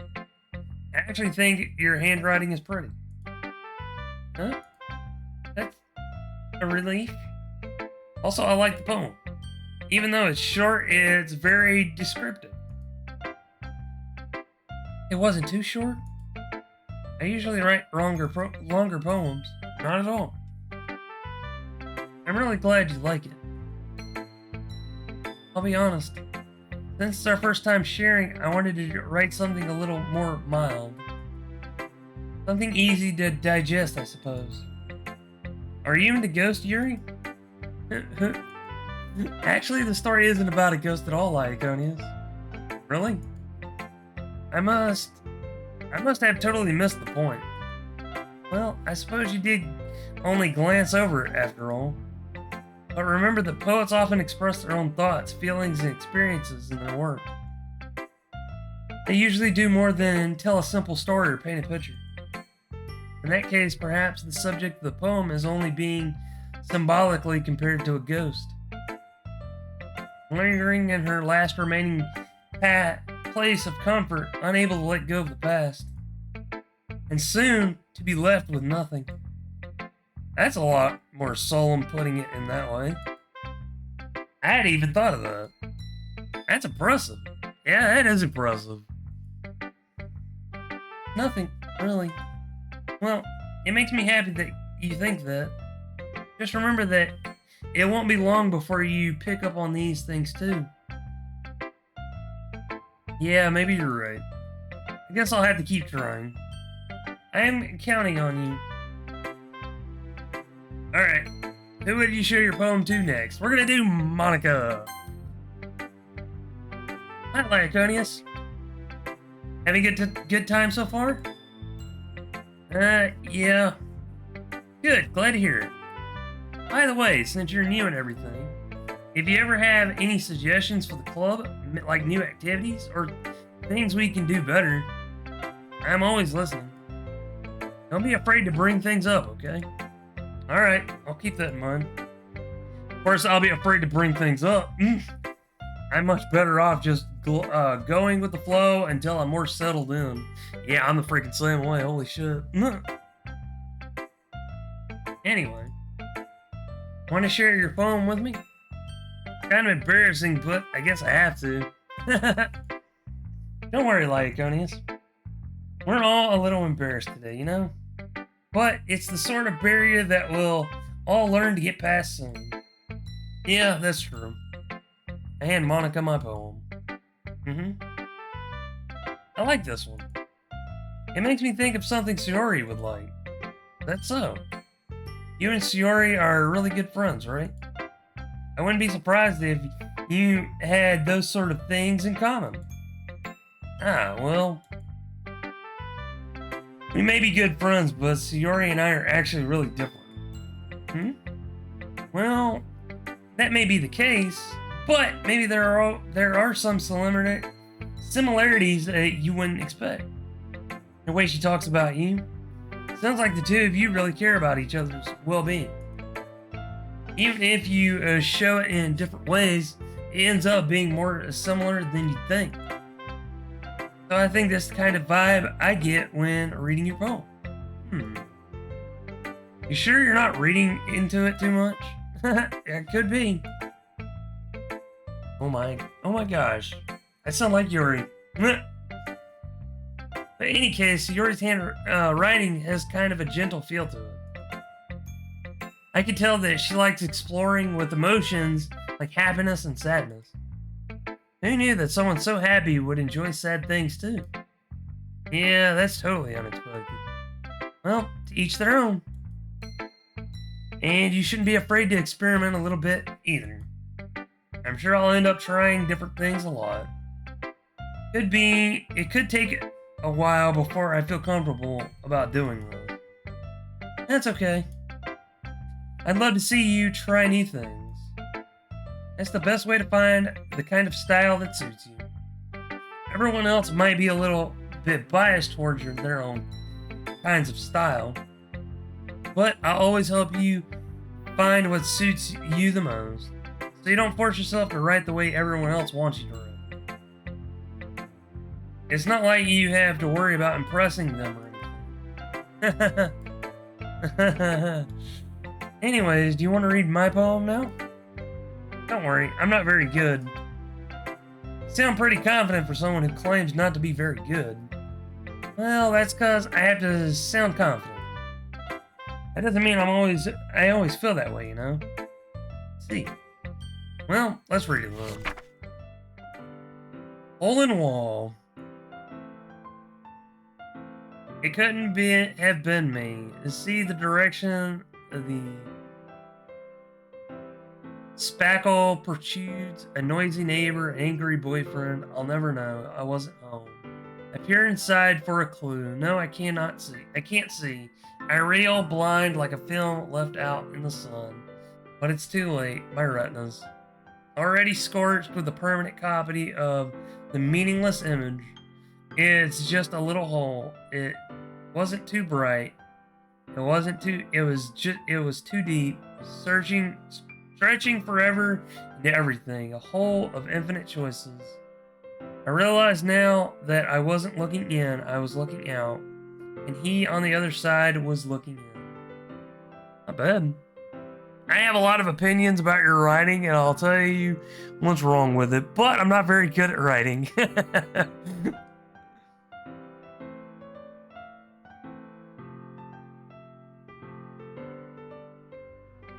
So what do you think? It's very free form, if that's what you call it. Sorry, I'm not really the right person to ask for feedback. It's okay. Yeah, the kind of style I've gotten pretty popular nowadays. That is, a lot of poems have been putting emphasis on timing between words and lines. When performed out loud, it can be very powerful. When I go to the next person, we'll switch over to Stream Raiders. What was the inspiration behind this one? Well, I'm not sure if I know how to put it. I guess you could say I had some kind of epiphany recently. It's been influencing my poems a bit. An epiphany? Yeah, something like that. Kind of nervous to talk about deep stuff like that because it's kind of coming on strongly. Maybe after everyone is better friends with each other. Anyway, here's Monica's writing tip for the day. Sometimes when you're writing a poem or a story, your brain gets too fixated on a specific point. Been there, done that. I have wrote my own story before. If you try so hard to make it perfect, then you'll never make any progress. Just force yourself to get something down on the paper and tidy up later.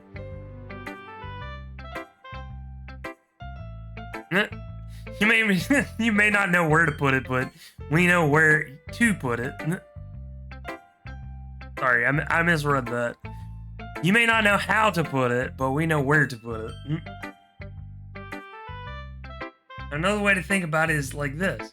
If you keep a pen in the same spot for too long, you'll get a big dark puddle of ink. So, just move your hand and go with the flow. That's my advice for today. Thanks for listening.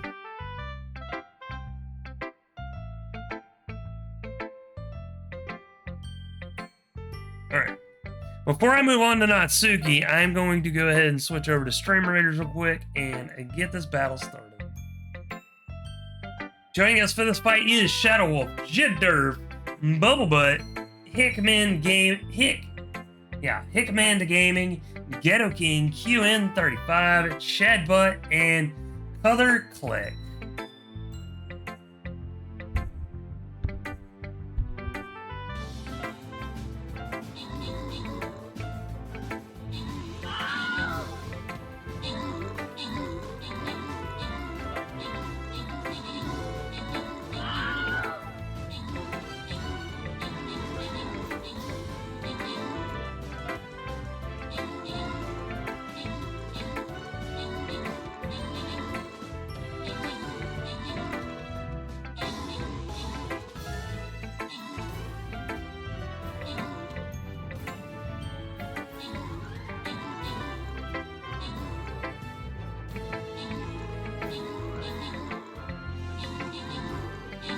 Alrighty.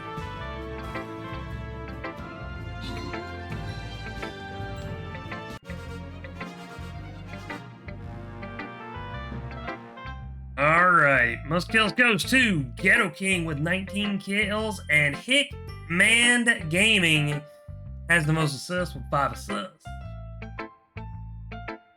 Oh, sorry. Most kills with 19 kills, not 18. Jidderf, Ghetto King, and Ghetto King both killed a blue treat bag each, while Ghetto King killed a second. I received 20 gold, while everyone else received 8 gold each. I received 12 event tokens.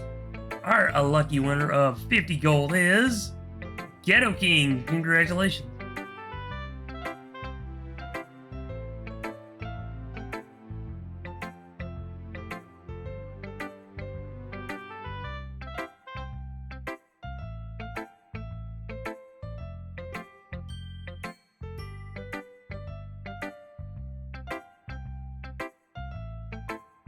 Alrighty, moving on to the mystery battle.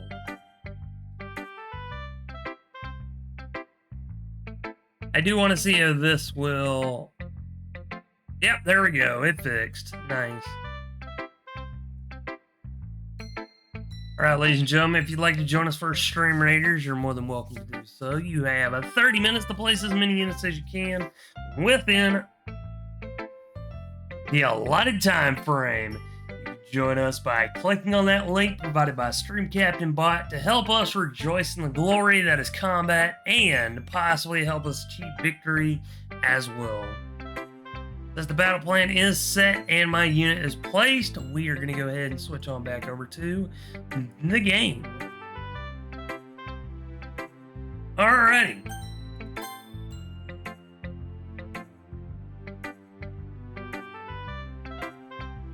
Well, that's about what I expected from someone like you. That's a little blunt. Well, excuse me. It's not like it was bad. It just didn't invoke any emotion. Basically, it's not cute enough for your taste. You want to get smacked?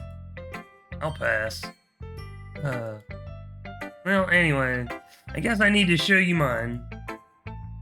Not that you'll like it. Eagles can fly, monkeys can climb, crickets can leap, horses can race, owls can seek, cheetahs can run, eagles can fly, people can try, but that's about it. I mean, it's simple. The only complaint I have with it is she put eagles can fly. Twice. I mean, it's not bad.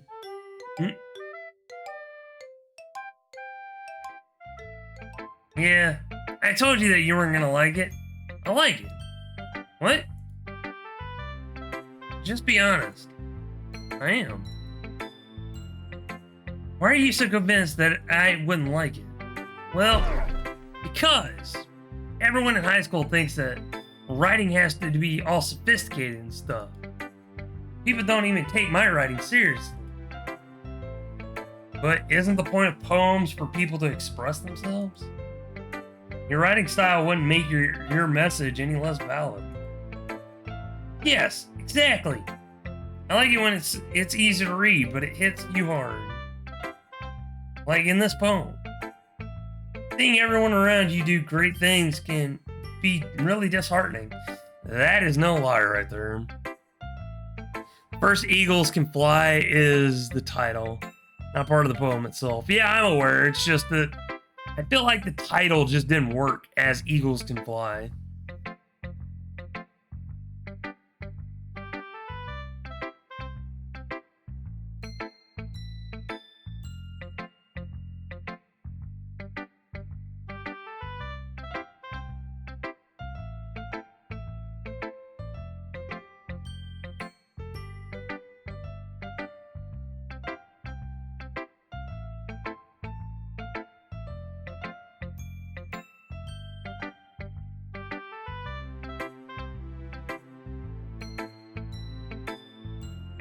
So I decided to write about it.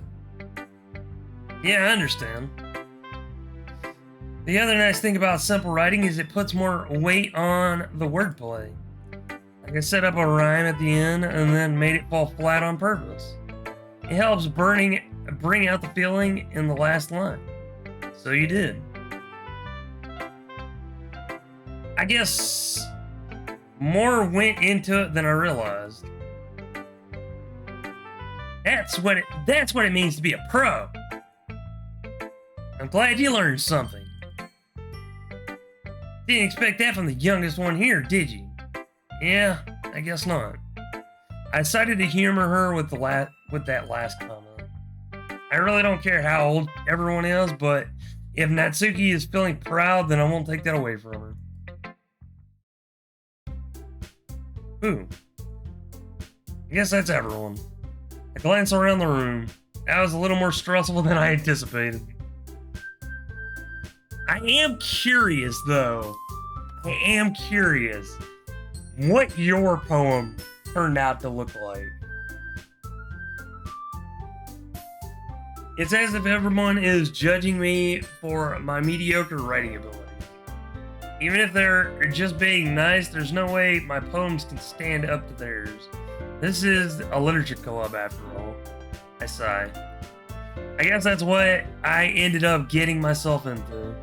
Across the room, Sayori and Monica are happily chatting. My eyes land on Yuri and Natsuki.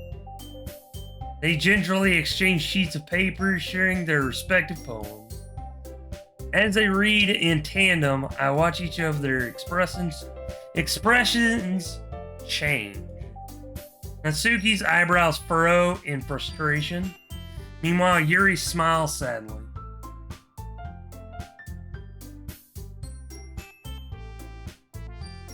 What's with this language? Huh? Did you say something? Oh, it's nothing. Natsuki dismissively returns the poem to the desk with one hand. I guess you could say it's fancy.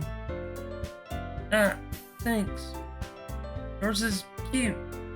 Cute? Did you completely miss the symbolism or something?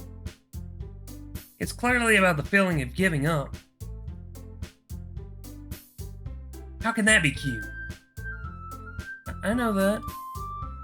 I just meant language, I guess. I was trying to say something nice. Huh? You mean you have to try hard to come up with something nice to say? Thanks, but I really didn't it didn't really come out nice at all. Well, I do have a couple of suggestions. If I was looking for suggestions, I would have asked someone who actually liked it. People did, by the way. So you already liked it, and Lyconius did too. So based on that, I'll gladly give you some suggestions of my own. First of all, excuse me, I appreciate the offer, but I spent a long time establishing my writing style. I don't expect it to change anytime soon, unless, of course, I come across something particularly inspiring. Which I haven't yet. And Lyconius liked my poem too, you know. He even told me he was impressed by it. Natsuki suddenly stands up. Uh-oh. You could just tell this is gonna go to hell in a handbasket now. The music went from being cheerful as soon as that line popped up on screen. Boom! Volume went dead silent. Oh? I didn't realize you were so invested in trying to impress our new member, Yuri. Huh? That's not what you're just... Yuri stands up as well. Maybe you're just jealous that Lyconius appreciates my advice more than he appreciates yours. Huh? And how did you know he wouldn't appreciate my advice more? Yep, that escalated quickly. Are you that full of yourself? No. If I was full of myself, I would deliberately go out of my way to make everything I do overly cutesy.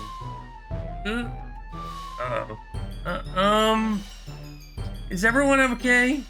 Well, you know what? I wasn't the one whose boobs magically grew a bigger size as soon as Lyconius started showing up. Natsuki. Natsuki, that's a little... This doesn't involve you! Whoa, that was actually both of them. Never mind. I don't like fighting, guys. Suddenly both girls turned towards me as if I just noticed I was standing there. Lyconius? She's just trying to make me look bad. That's not true. She started it. If she could get over herself and learn to appreciate that simple writing is more effective, then this wouldn't have happened in the first place. What's the point of making all your poems convoluted for no reason? The meaning should jump out at the reader, not force them to have to figure it out. Help me explain that to her, Lyconius. Uh-oh. Wait. There's a reason we have so many deep, expressive words in our language. It's the only way to convey complex feelings and meaning that most effectively. Avoiding them is only unnecessarily limiting yourself. It's also a waste. You understand that, right, Lyconius? Well, how did I get dragged into this in the first place? It's not like I know anything about writing. Whoever I agree with, they'll probably think more highly of me.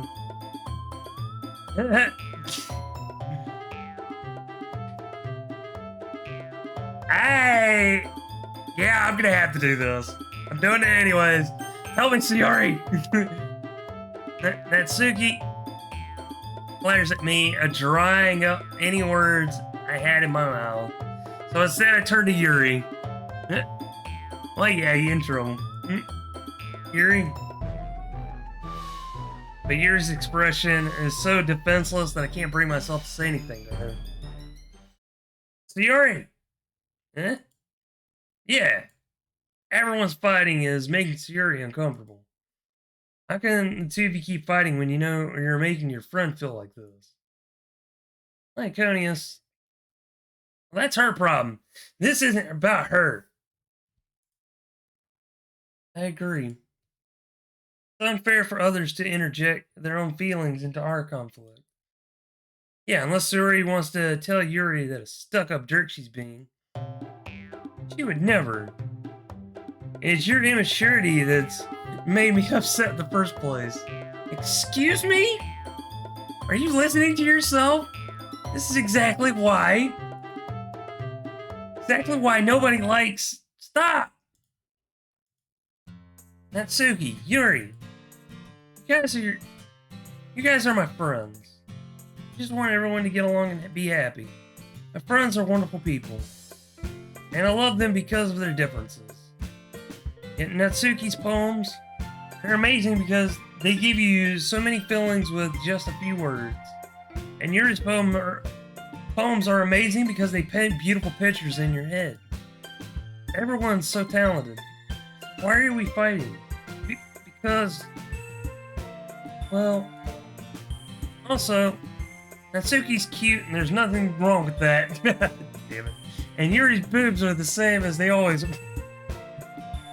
oh my god, I'm gonna lose it.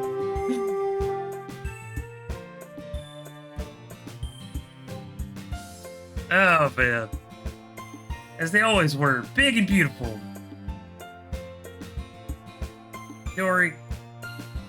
Sayuri stands triumphantly. Monica stands behind her with a bewildered expression.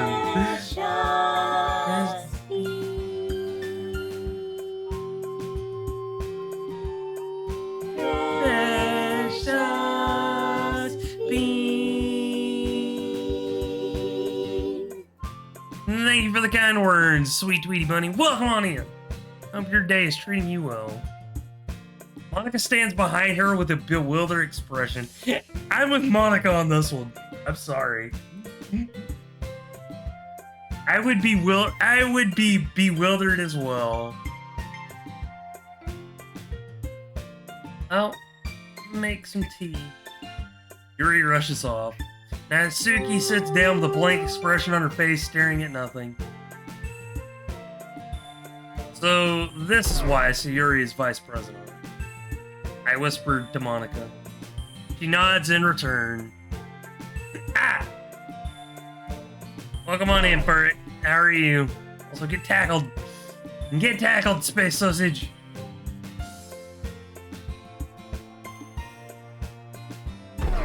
To be honest, I might come off as a good leader, and I can organize things. I'm not very good with people. I couldn't even bring myself to interject. As president, that's kind of embarrassing for me. Nah, it's not like I could blame you. I wasn't able to say anything either. Well, I guess that just means Sayuri is amazing in her own ways, isn't she? You could say that.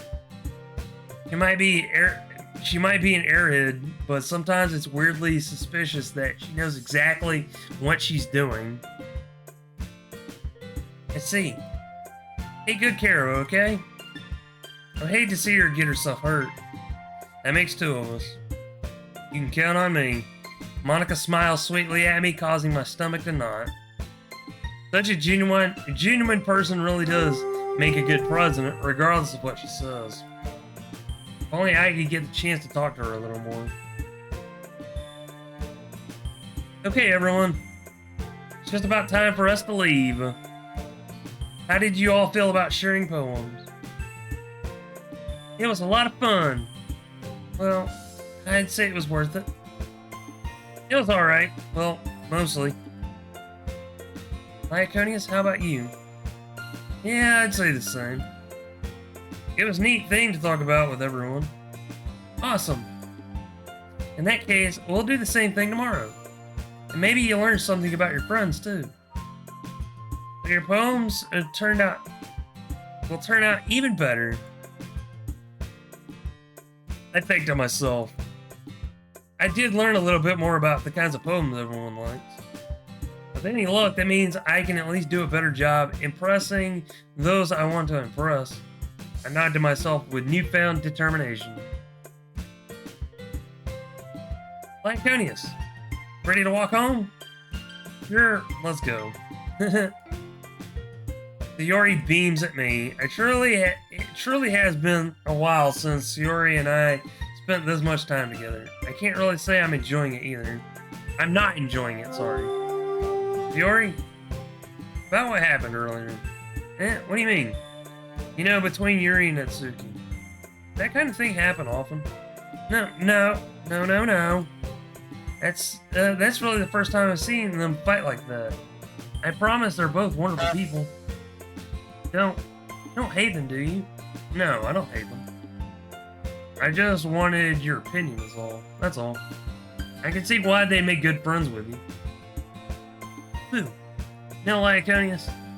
It's nice that I get to spend time with you in the club, but I think seeing you along with everyone is what makes me the happiest. And I think everyone really likes you too. That's...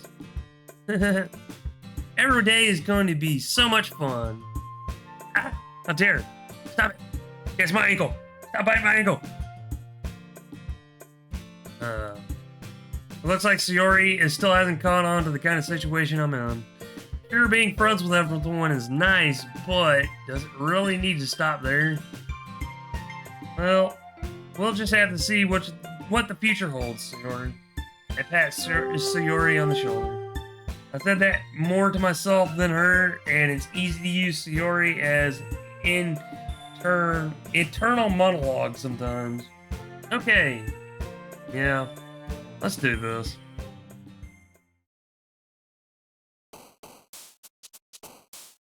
Alright.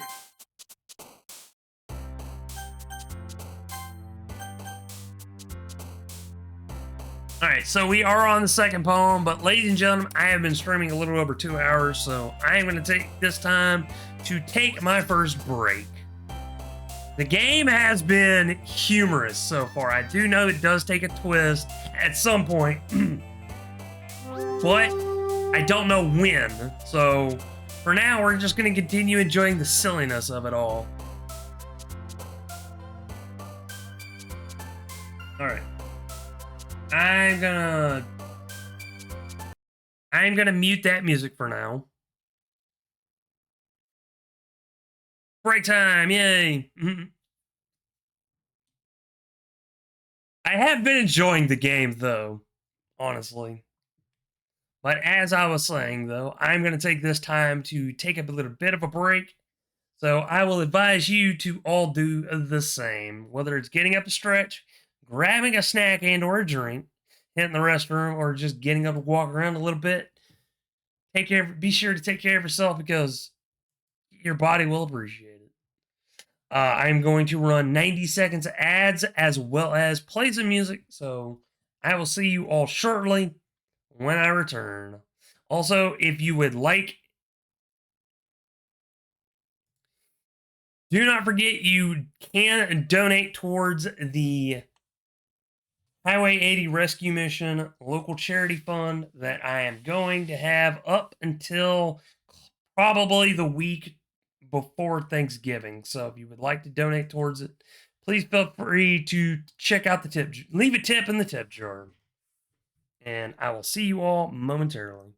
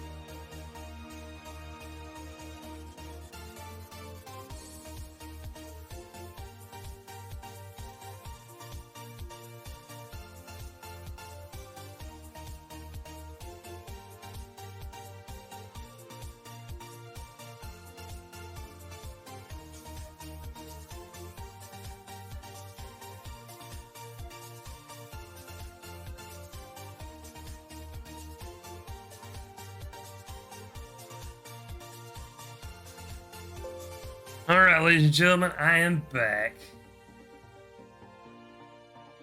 Since Stream Raiders is about to pop, I'm gonna go ahead and switch over to Stream Raiders real quick. Before switching back over to the game.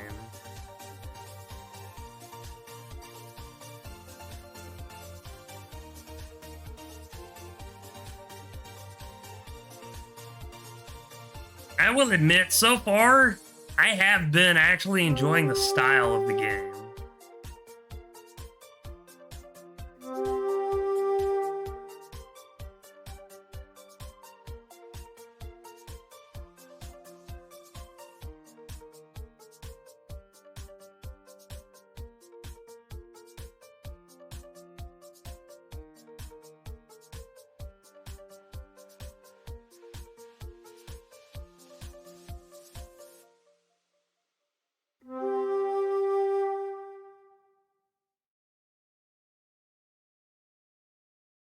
Alright, 10 seconds left.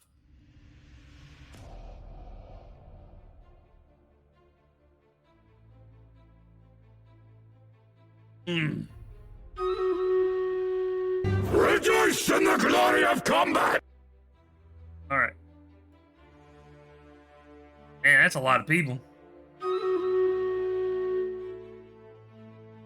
Alrighty. Joining us for this fight is Shadow Wolf, Sweet Tweety Bunny, QN35, Alive Cell, Ghetto King, The Lost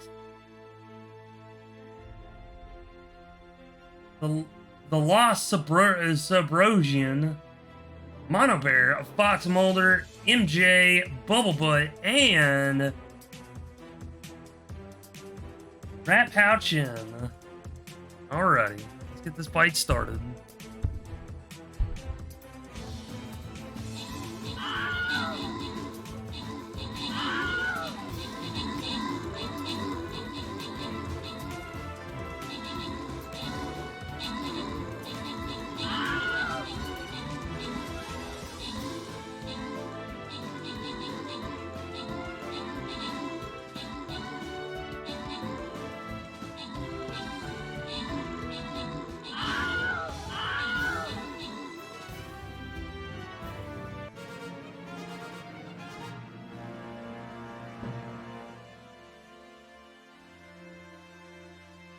Alrighty, Ghetto King had the most kills with 26 kills, while also securing the most assists with 7 assists. MJ destroyed 2 orange tree bags.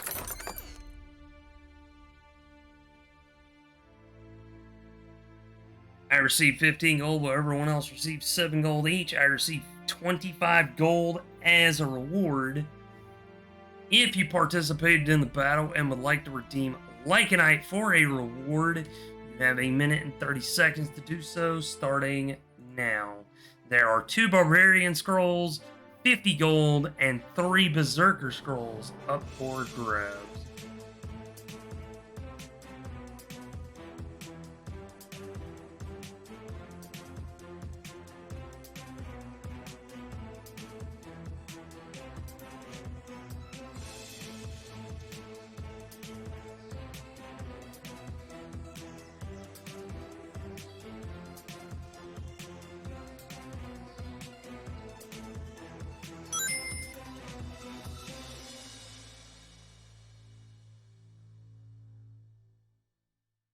Alrighty, Bubble says, I want gold.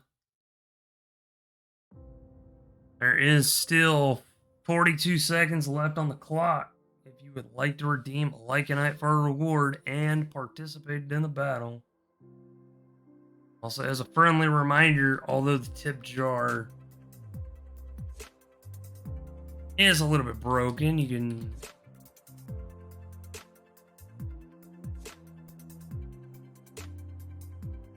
visit that link there to donate to this.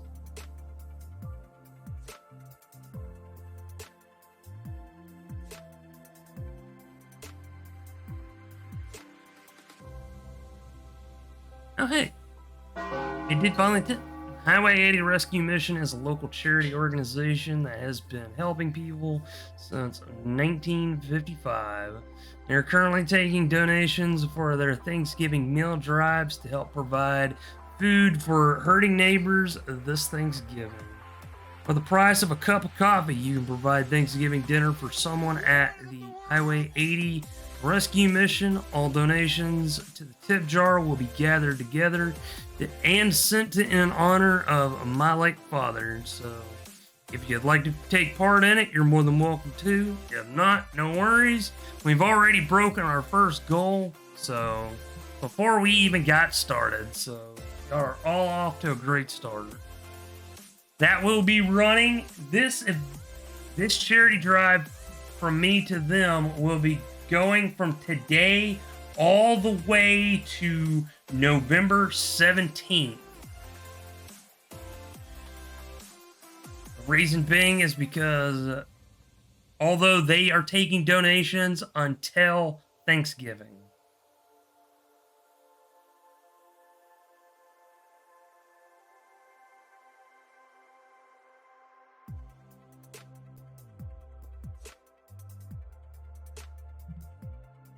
Alrighty, ladies and gentlemen.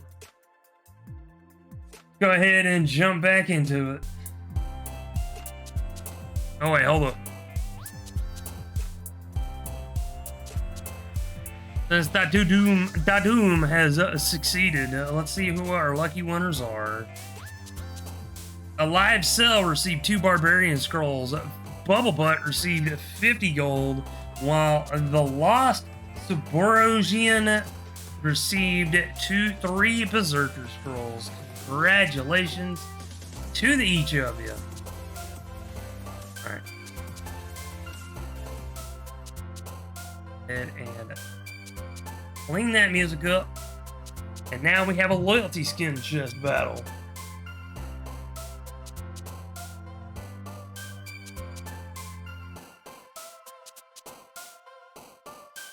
Alrighty, folks.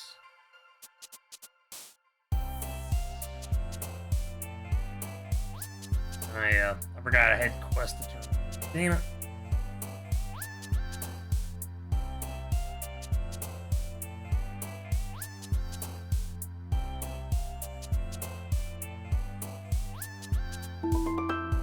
And I can upgrade 2 units, one of them being my fairy scroll, my fairies, and the other being the balloon buster. Nice. Alright. I'm gonna go ahead and just put down the berserker.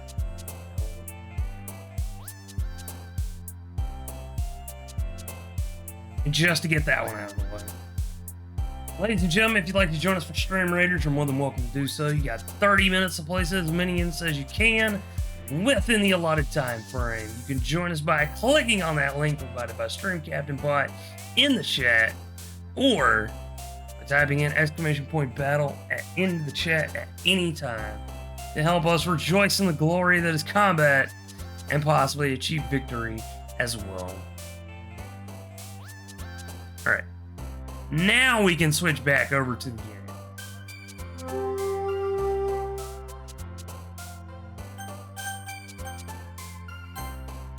Alright. Desire, Pain, Universe, Tragedy, Valentine, Dream, Lust, Laugh, Anime, and Marshmallow. Oh, I have an idea for this one.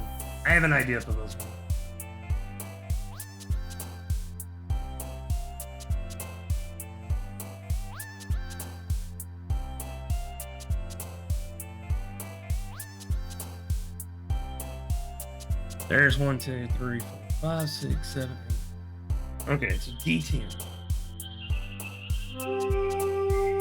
Alright, 2. Pain. What the hell? 10. Summer.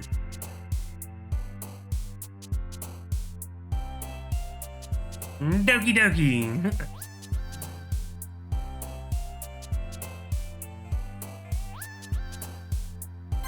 Treasure.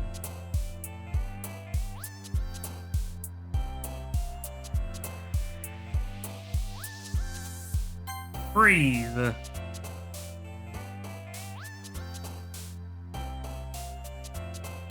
Wonderful.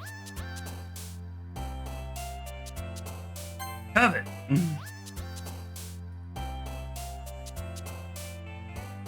Together.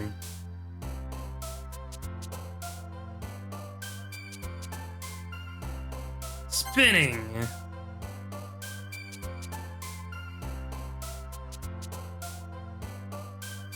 Heart. Pink.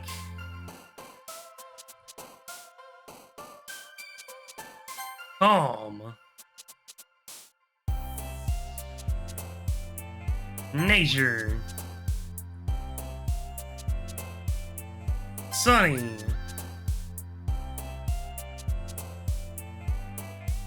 Meter 6. That's an 8. Boop. Oh Lord, no, no, nobody take that seriously. That did not give you permission to boot me. Peace.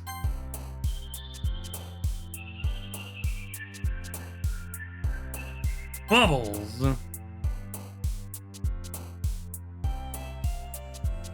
And disoriented. Let's see.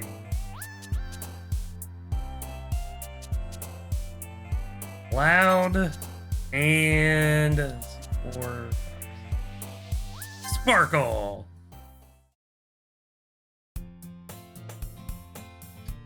Another day passes and it's time for the club meeting already.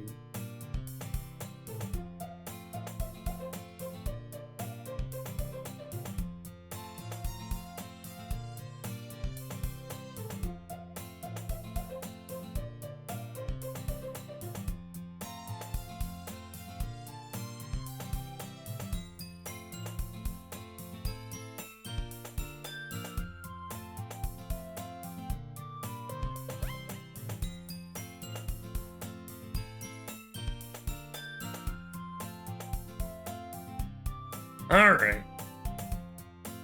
I've gotten a little more comfortable here over the past couple of days. Entering the club room, the usual scene greets me. Hi, Lyconius! No, crud. Yo, Sayori. Looks like you're in a good mood today. I'm just still not used to you being in the club, that's all. I see. That's a pretty simple thing to get you in a good mood. But I guess it's always the simple things with you anyway. Speaking of which, I'm kind of hungry. Will you come with me to buy a snack? No thanks. Huh? That's not like you at all. I have my reason. Why don't we take a look at your purse, Sayori? Why that all of a sudden? No reason really. I just wanted to look at it. Sayori nervously retrieves her coin purse. She fumbles with the latch and gets it open. And then turns it upside down and lets its contents spill onto the desk.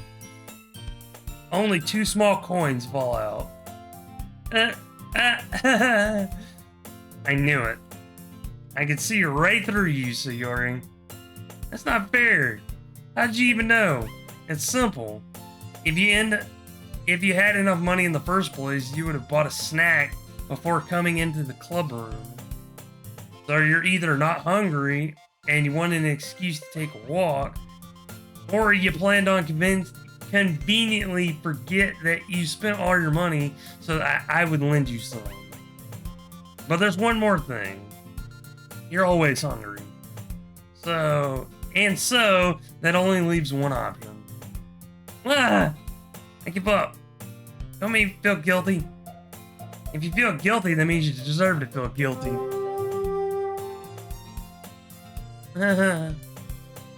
Yuri suddenly giggles. Huh? I didn't notice that she was listening in. Her face was in her book, as always. I wasn't listening or anything. I was just something in my book. Yuri, the Lyconians let me borrow some money. That's Don't get me involved in like that, Theory. Besides, you should only buy what you can reasonably afford. And frankly, after pulling a mischievous little stunt like that, your suffering is far enough retribution. Did I just... I didn't mean that.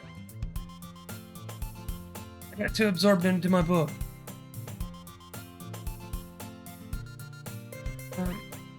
I really like when you speak your mind, Yuri. It doesn't happen much, but it's a fun side of you. There's no way you could think that. Lie, yes. Yes.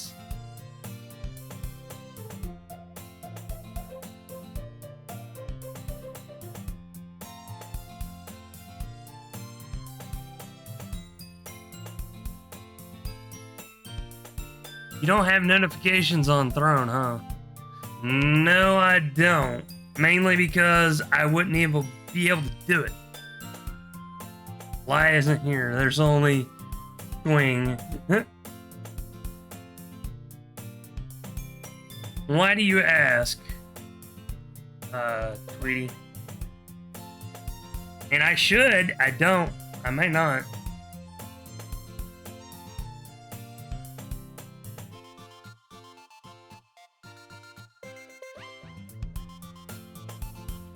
Oh, nothing. Oh, no, it's not nothing. You wouldn't have brought it up if it was nothing.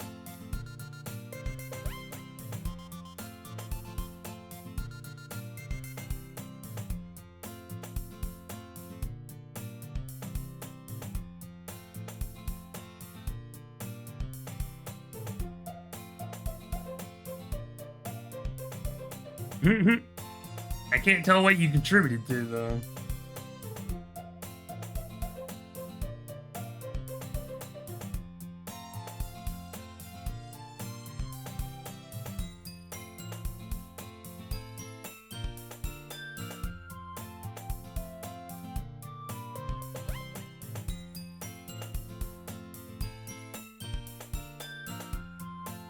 Check your emails, then.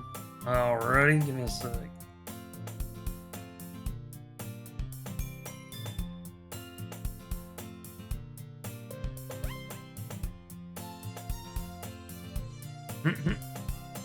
I ain't forgotten I even had that on there.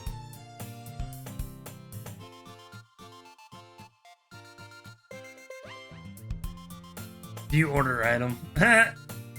Well, processing. Nice.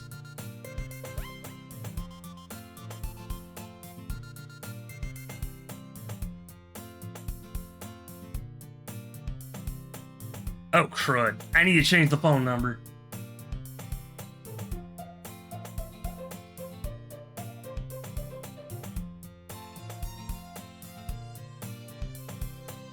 Account, let's see.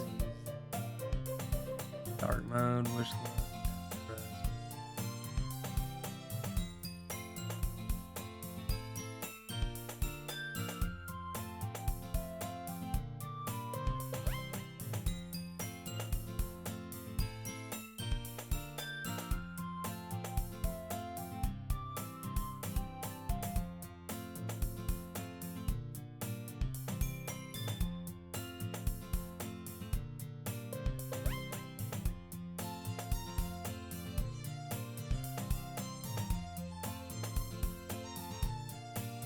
All right.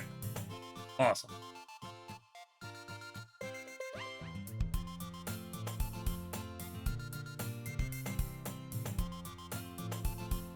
Well, it looks like I'm getting a new mouse pad. Yay.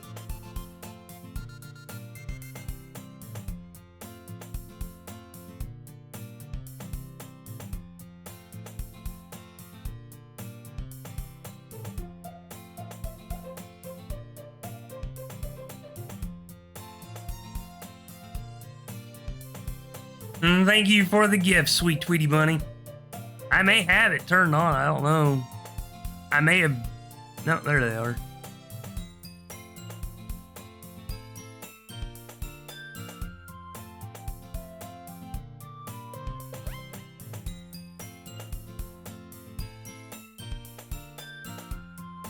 Oh, I see. It was telling me to upgrade my stream. Oh, it's. I don't think they have stream element integration yet.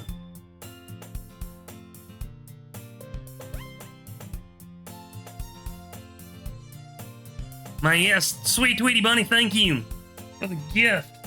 Very much appreciated.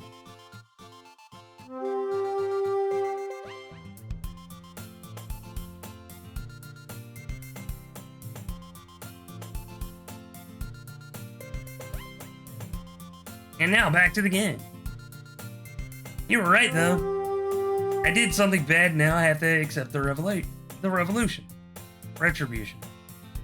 You showing your message I put in it? Yeah, it did send me the message. I don't know how big this mouse pad is though, that's the thing. I may have to rearrange my desk after I get it. But thank you again, Tweety. Very much appreciated.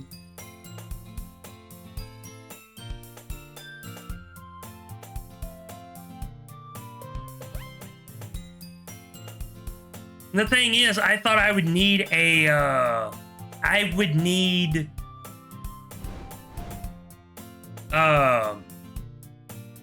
update my identification in order to be able to use it. That's why I don't have it like plugged in and everything.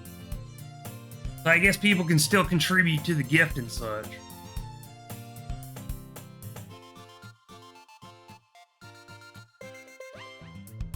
All right, back to the game. That still coming from you, Sayori. I guess there's a little devil inside all of us, isn't there? Don't let her fool you. Sayori knows exactly what she's doing. After all, she told you guys she was bringing me to the club before she even told me. But you wouldn't have come if it weren't for the cupcakes. I mean, she's got me there, man. Huh? So I had to trick Natsuki into making them. Come on, give me more credit than that, Sayori. Wow. Yeah. Out of nowhere, something smacks Sayori Care package on the way. in the face and tumbles onto the desk. Punk. Care package. Alrighty.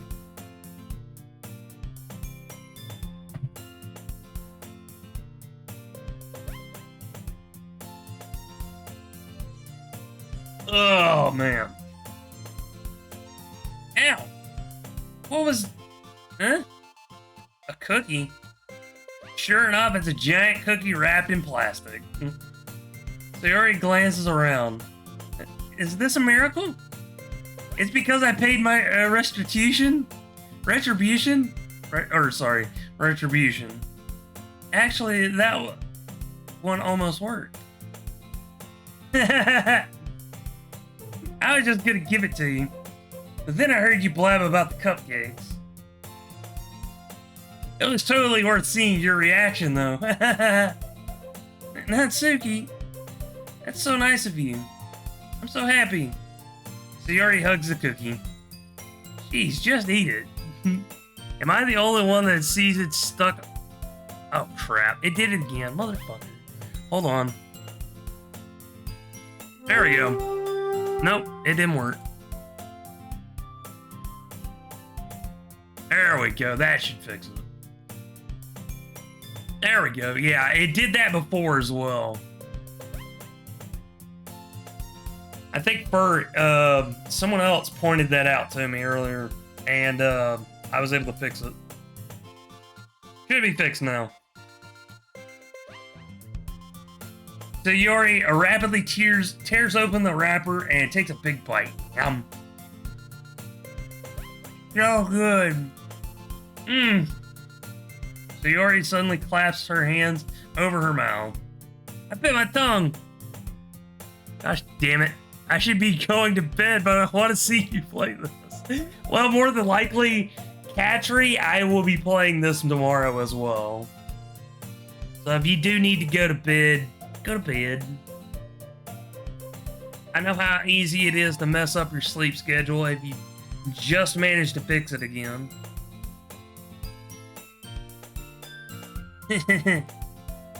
You're going through a lot over just one cookie. Natsuki takes a bite of her own cookie. Ah, yours really look good too, Natsuki. Can I try it? Jeez. Beggars can't be choosers. But yours is chocolate. Yeah? Why do you think I gave you that one? Fine. Still, I'm really happy that you shared one with me. Oh, my sleep is heck. Yeah, I kind of figured you always complain about it at some point.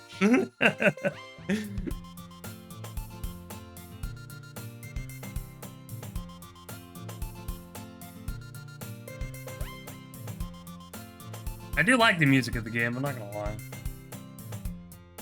lie.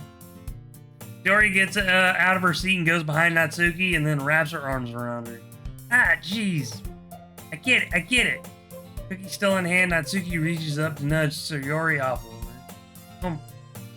Sayori suddenly leans down and takes a bite of Natsuki's cookie. Hey! Did you seriously just do that?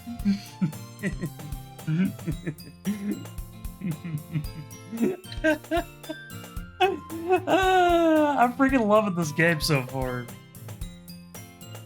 Mouthful, Sayori trots away to safety. Yuri and I laugh as well. Jeez, you're such a kid sometimes. Monica, can you tell Sayori? Huh? Natsuki glances around. Monica isn't in the club room. Where's Monica anyway? Good question. Have any of you heard anything about her being late today? Not me. Yeah, I haven't either. That's a bit unusual. I hope she's okay. Of course she's okay. Probably just had something to do today. Pretty popular after all. Huh? You don't think she has a... I wouldn't be surprised. Probably more desirable than all of us combined. That's true. Excuse me? Suddenly the door swings open. Just that fun little anime style of it just being swung open suddenly. Sorry, I'm super sorry. Ah, there you are. I didn't mean to be late. Hope you guys weren't worried or anything. Huh? Monica shows the club over her boyfriend after all. You're so strong-willed. Boyfriend? What on earth are you talking about? Monica quizzically glances at me. Ah, never mind that. What held you up anyway? Ah, well, my last period today was study hall. To be honest, I kind of just lost track of time. That makes no sense, though. You would have heard the bell ring at least. I must not have heard it since I was practicing piano. Piano? I wasn't aware you played as well, Monica. I don't really. Kinda just started recently. I've always wanted to learn piano. That's so cool. You should play something with us, Monica. Or something for us, Monica. That's... Monica looks at me. Maybe once I get a little better, I will. Yay! That sounds cool. I'd also look forward to it. Is that so? In that case, I won't let you down, Lyconia. Monica smiles sweetly. Ah. I didn't mean any pressure or anything like that. Don't worry. I've been practicing a whole lot recently.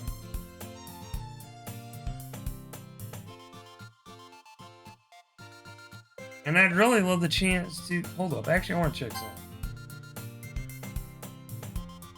Okay. I just wanted to make sure I didn't skip over something by accident. You may be a pianist, but can you play the piano? Bubble. I love Catcher's reaction right after that.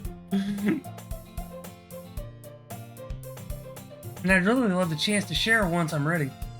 See. In that case, best of luck. I swear you're degenerates, all of you.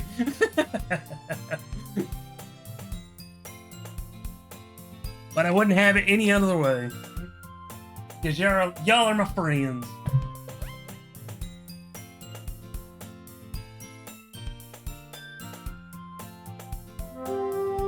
Also, since Tweety, since that does process, and they probably will send it, when I get it, I'll let you know. I will be adding more stuff to the throne, if that's the case.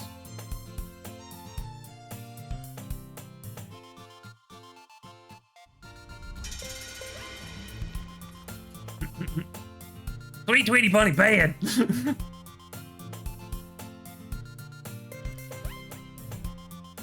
Sweet Tweety Buddy gifted a tier 1 sub to Like and Mom. They've gifted 11 subs in the channel so far. Mom, enjoy your emotes, your ad-free viewing, and everything else that comes with it. Tweety, thank you for your continued support, and thank you for gifting Mom a sub, as well as getting my mouse pad for me. So, I didn't miss anything, did I? Nah, not really. I got Mom's back, hell yeah. If we can only upgrade it to a tier 2 sub, that'd be awesome. But, we're happy with 1, so...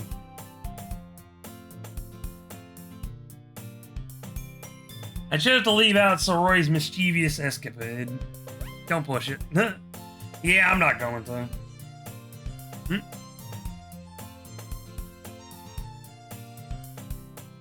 I'm not sure Natsuki will end up complaining.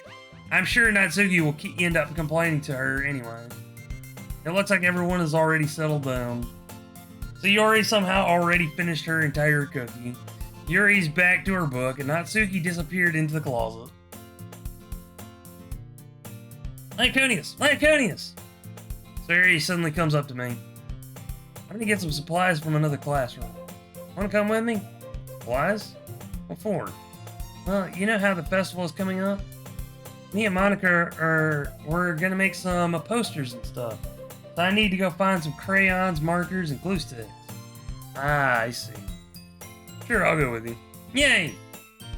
Okay, Monica, we'll be back soon. Ah, are you going with Lyconius to get the supplies? There's no need to trouble yourself. I'd be happy to go with him. Aw, but I wanted to go. It's so much fun exploring empty classrooms and stuff. Okay. It was just a suggestion. See if you can find poster paper too, okay? Okay. Ready, Lyconius? Yep, let's go. Yuri and I exit the club room. I follow behind as Sayori hums and skips around the hallway. Honestly, it feels like I am taking a kid to the mall or something. Sayori finds pleasure in the simplest things sometimes. You gotta enjoy the little things. After all. Hey, Sayori, what exactly are we doing for the festival anyway? I'm not sure how you would make an event out of literature. Me and Monica have it all planned out. Don't you worry. That's so. Yep. We're gonna do a poetry performance. Performance? Of what kind? Well, everyone is gonna take turns on stage and recite their favorite poems. Ah, that sounds kind of dull. Lyconius, you're not thinking about it the right way at all. It's not just about reading poems. It's about performing them. Like, you say the lines of a poem like, between my feet, the last remaining flower beckons to me. I twist the stem, phrasing it from its clinging roots, caressing the final joyous moments between my fingers. But to what ends have I summoned this joy? Yes, enjoy the little things. You can enjoy this big thing. Bubble bonk. Bad.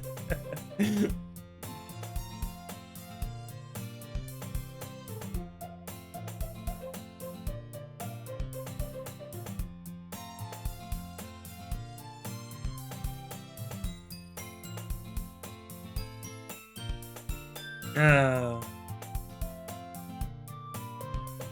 Yeah, freaking goofball, Bubble. For now, when I look in every direction, the one precious field before me. The once prosperous field before me is but a barren wasteland. But what if I enjoy little things because they fit into my mouth? God damn it, Catchery. Why?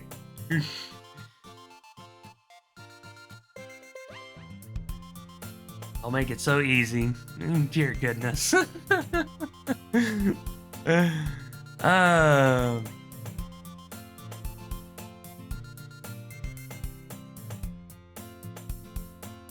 that.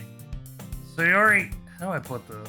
I'm sure it's just me, but it's impossible for me to take you seriously when you talk like that. I could do this too. She's got her bonk hammer. Run! Huh? Meanie.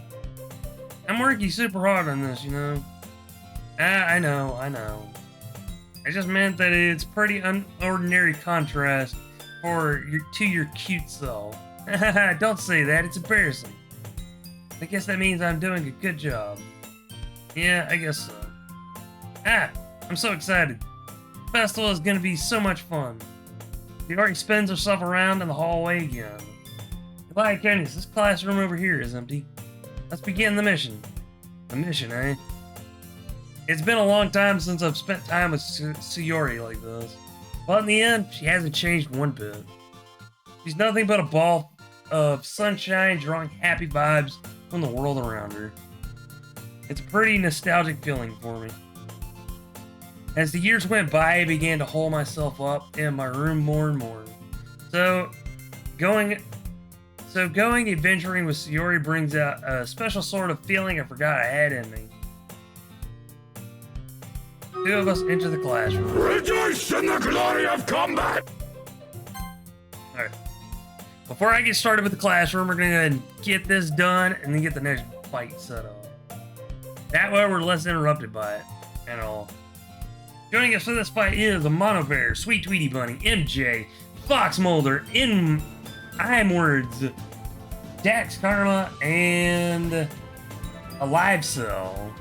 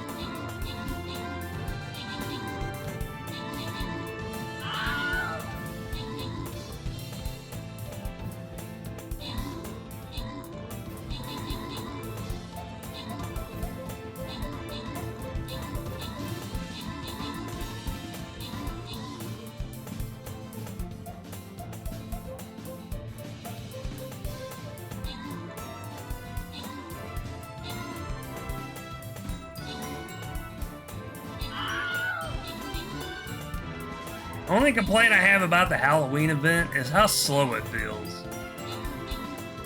It seems like the battles take forever. That's just me. Alrighty. Mono Bear coming in hot with the most kills at 24. Yeah, that's another thing. It feels like the maps where they make you stationary are way too big. Mono Bear coming in hot with the most kills at 24 kills, while also securing the most assists with 8 assists. I received 20 gold while everyone else received 8 gold each. I received 6 monk scrolls, while there is 200 gold and a centurion scroll up for grabs. You have a minute and 30 seconds to redeem Lycanite for a reward if you participated in the battle.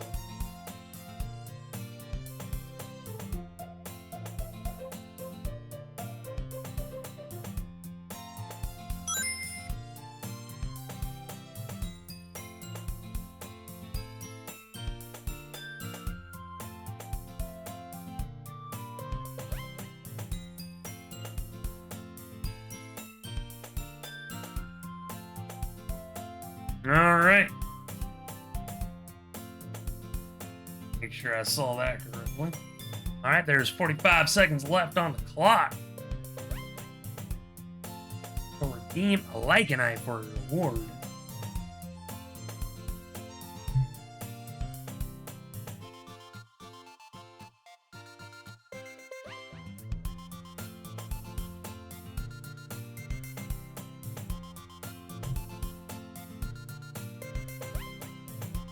I won't lie, Tweety, the mouse pad that I had on my throne, I would love to get that as a background for my computer.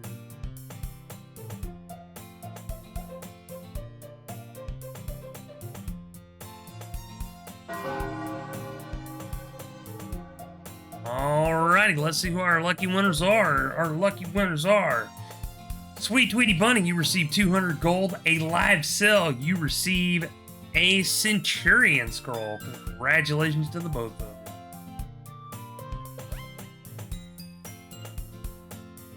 you. Spooky's pumpkin blob skin. How do I get the blob? My question. Alright, before I get this next battle started, don't forget, ladies and gentlemen, claim your free candy if you're going to participate in the battles with us.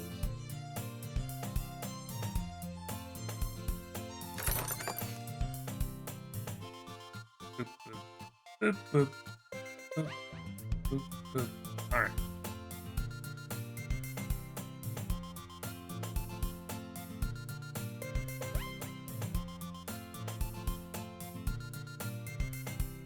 See if I can buy the skin.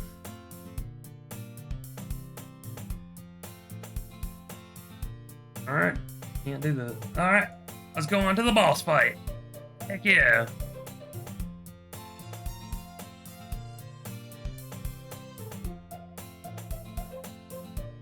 No, wait, hold on.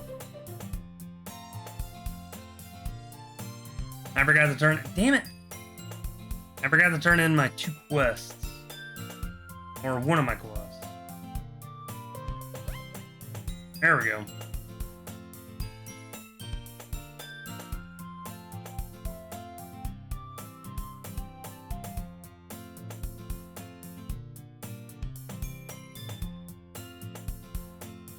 Alrighty, ladies and gentlemen, if you'd like to join us for Stream Raiders, you're more than welcome to do so. You got 30 minutes to place as many units as you can within the allotted time frame. You can join us by clicking on that link provided by Stream Captain Bot in the chat, or by typing in !battle into the chat to receive your link that way to help us rejoice in the glory that is combat and possibly achieve victory as well. Since the battle plan is set and my unit is placed, we are going to go ahead and switch on back to this game. Alright. The two of us enter the classroom. Sayori heads straight to the closet and I follow. Let's see what we have in here. Crayons! Sayori pulls out a box full of crayons off the shelf. And they're the best brand too. They're kind of dirty though. Sayori starts pulling various crayons out of the box, reading the color names. Alright, that's one down. Don't get distracted, we still need to find... Wait, I'm looking for my favorite color. Fine. Then at least move aside so I can look for the poster paper. Ah, I dropped one by accident. Smack. Yeah! Sayori bends over and smacks her forehead right on the shelf. Into the shelf. She falls to the floor and the crayons spill all over her lap. Ow. You okay? My forehead. Sayori clutches her forehead. Jeez, Sayori. That's just like you, isn't it? Come on, let me see. Then Sayori is sitting on the floor. I grab her by the wrist and pull her off out of the closet. You have to move your hands, Sayori. But it hurts. Do it for a second. Sayori slowly releases her hands from her forehead. I gently brush her bangs to the side. Ow. Sorry. There's a huge red mark in the center of her forehead. A bump is starting to form as well. Man, that's gonna swell up. I should find you some ice. Lyconius? Or would I even find ice around this time? Ah, I guess a cold drink would do. You don't have to. I'm fine with looking like a unicorn. Even wincing from the pain, Sayori makes a silly joke. What are you saying? I'll be right back, okay? Okay. Pat Sayori on the shoulder and run out into the hallway. I locate the nearest vending machine. What should I get? It doesn't really matter since it'll be used as an ice pack rather than a drink. But I know Sayori likes apple juice, so I purchased that one. In just a moment, I'm already returning to the classroom where I left Sayori. She has one palm on her forehead and is using the other to clumsily scoop crayons back into the box. At least they were already in the wrong spots before I spilled them. Sayori here.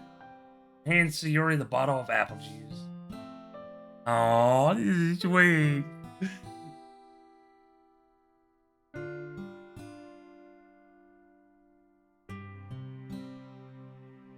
It's nice and cold. Sayori opens the cap and starts drinking from it. Sayori, what are you doing? It's for your forehead, idiot. Sorry, I forgot. How hard did you hit your head? Sayori places the bottle against the bump on her head. Things. Just bear with it. You'll feel better soon. Looks like you cleaned up most of the crayons, so that's good. Hey, Lyconius? Kind of reminds me of you growing up, doesn't it? Yeah, what do you mean? You know how we used to play outside all the time? I'd always try to keep up with you. You were kind of oblivious in some ways. Like, I usually fell behind or had trouble climbing on the things you did.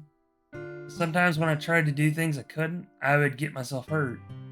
I'd fall and scrape myself or get a bump. And I would start crying really hard. And you would rush over as quick as you could. You would try really hard to get me to stop crying. It was almost like you blamed yourself and were afraid of getting in trouble if someone found out. Even though it really wasn't your fault at all, you know? Did I really do that? Yeah, you don't remember? Come to think of it, maybe I do remember a bit. I guess I was always so focused on my games that I didn't pay enough attention to you. Some way, it was my fault. Kind of like this time, too. If I wasn't rushing you out of the closet, you probably wouldn't have hit your head. Lyconius? I don't think you realize it, but you're always thinking about other people. Even after all these years, you're rushing to help me even though I'm just being clumsy. You're really a sweetheart. Don't call me that. And I don't really like to do this kind of thing all the time. And I don't really do this kind of thing all the time. I guess when it comes to you, it just feels natural. Before I even knew it, I'm treating you like that. I guess that's what happens when you've been friends for so long. Really? Maybe you're right. Lyconius, I'm so glad that nothing's changed between us. You think it'll be like this forever? Forever? If I'm honest to myself, there's no telling where we'll each end up for college or after that. So it wouldn't be fair to make any promises. But, well, I hope so. It's been this long already, right? I can't imagine you changing, so my hopes are up. I'm so happy. She already has a whimsical expression in her eyes. We remain silent for a moment. She's so silly and clumsy on the outside that when I see her deep in thought like this, it makes me not want to disturb her. I guess we should get back. I don't want to worry Monica, you know? Good luck with that. She's gonna see your forehead either way. Not if I hide it under my bangs. Sayori hops up to her feet. Ah! Clutches her forehead again. Don't stand up so fast after hurting yourself. Well, I guess it's too late now. Anyway, let's go. I follow Sayori out of the classroom. Sayori plays with her bangs to try and hide the bump, but without much success. Gotta run, Lila. Enjoy the... I'm not even gonna finish that sentence. Bubble, thank you for hanging out, and I hope to see you next time. Hope you have a good day, my friend.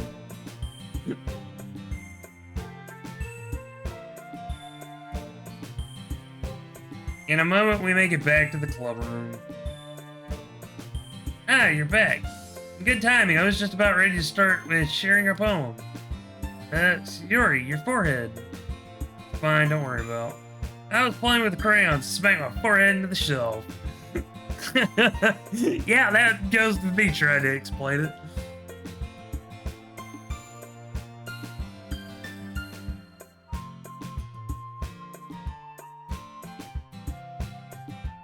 It's like, hey, we're not gonna tell Monica about this, but hey, I did something fucking stupid. Oh, man. Well, anyway, were you able to find everything we needed? Uh-huh, I have it right. Sayori frantically glances around her. I forgot all the stuff. Calm down, Sayori. I have it all right here. I found the poster paper, too. It's stuck again. Oh, god damn it.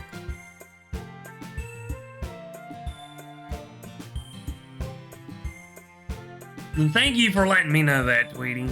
I need to start freaking... If this game is going to do that on a regular, I need to start focusing on that. Making sure it comes back.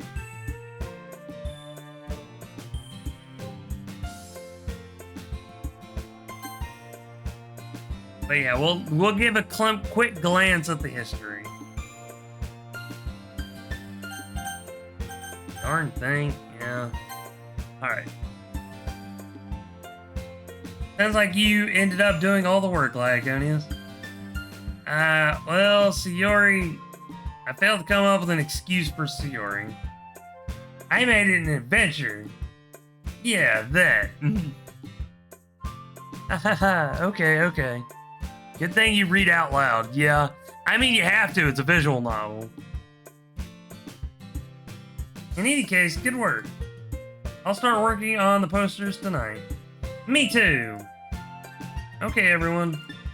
Are you ready to share your poems? I guess I should grab mine. After making sure the crayon box is closed tightly, I return to my seat. Alright, we're just gonna keep the order of Sayori, Yuri, Monica, and then Natsuki. Because I really don't feel like trying to come up with a random order each time. Lyconius, I really love your poems. I can't believe you've been hiding these from me. Huh? I'm not hiding anything. But your poems are so good. Yesterday's and this one too. Can't tell me you haven't done this before. I mean, you're really the one who feels that way. You're really the only one that feels that way, so... Huh?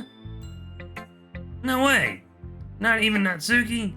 Well, I guess Natsuki is the least likely to admit how much she likes something. I don't think it's that. What do you mean? Well, I guess I'll be honest about it. It's a lot easier to write poems when I'm thinking about you. Huh? What? Stop thinking weird things, idiot.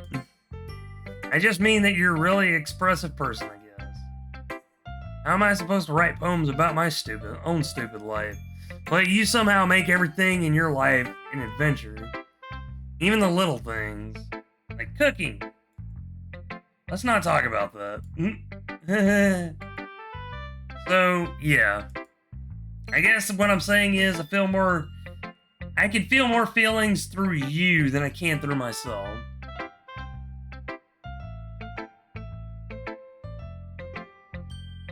We have that kind of weird connection.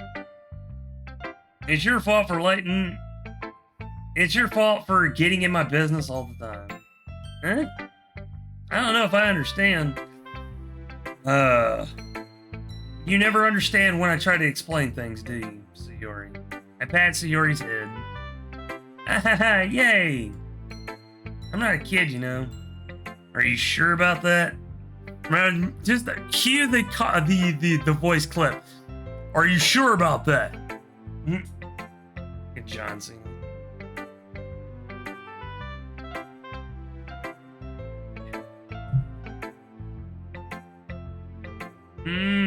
Maybe.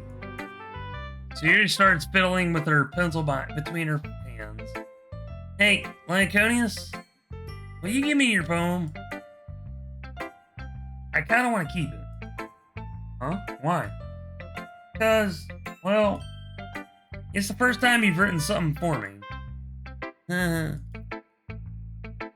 Sayori, you completely misunderstood. I didn't write this for you. Are you even listening anymore? Well, whatever. I'll give it to you when we go home. Really? Snap. Ah! Broke my pencil. Nora hastily bends down to pick up the piece you've dropped. But being inattentive of her surroundings, she bumps right into me. Sorry. It's fine, it's fine. I'll get it for you. I bend down to pick up the broken pencil. Sayori clutches the desk beside her to support herself, knees shaking. I'm a little clumsy today. Let's sit down, Sayori.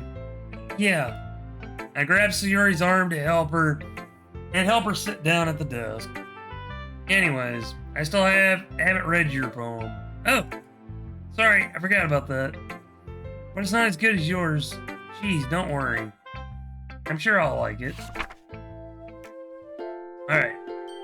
Bottles. I pop off my scalp like the lid of a cookie jar. It's the secret place where I keep all my dreams. Little balls of sunshine, all rubbing together like a bundle of kittens. I reach inside with my thumb and forefinger and pluck one out. It's warm and tingling. But there's no time to waste. I put it in a bottle to keep it safe. And I put the bottle on the shelf with all the other bottles. Happy thoughts, happy thoughts, happy thoughts, and bottles. All in a row. My collection makes me lots of friends. Each bottle a starlight to make amends. Sometimes when my friends feel a certain way, down comes a bottle to save the day. Night after night, more dreams. Friend after friend, more bottles. Deeper and deeper my fingers go, like exploring a dark cave, discovering the secrets hiding in the nooks and crannies. Digging and digging, scraping and scraping. I blow dust off my bottle caps. It doesn't feel like time elapsed. My empty shelf could use some more. My friends look through my locked front door. Finally, all done, I open up, and in come my friends. In they come in such a hurry, they don't want my bottles that much. Do they want my bottles that much? I frantically pull them off the shelf, one after the other, holding them out to each and every friend, each and every bottle. But every time I let one go, it shatters against the tile between my feet. Happy thoughts, happy thoughts, happy thoughts in shards all over the floor. They were supposed to be for my friends who aren't smiling. They're all shouting, pleading, something. But all I hear is echo, echo, echo, echo inside my head. Holy crap. Sayori, did you really write this? Of course I did. Didn't I tell you yesterday I was going to write the best poem ever? Yeah, but I mean, I didn't expect something like this coming from you. Monica taught me a whole lot. And I've been really in touch with my feelings recently. I see that. It's almost kind of creepy. Creepy? Well, not exactly. Maybe because I'm used to you being cheerful. Well, never mind. I'm thinking too hard about it. The point is, it comes out good, so you should be proud of it. Aw, thanks. I feel like that I was meant to express myself this way. I feel that poem. Are you sure you're not upset about the honey jar that broke on the floor the other day?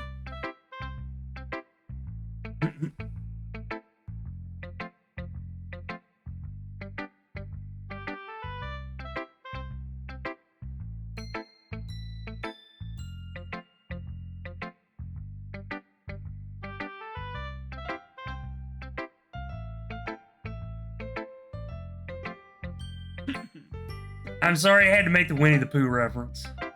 My beloved honey. No, not my beloved honey. No.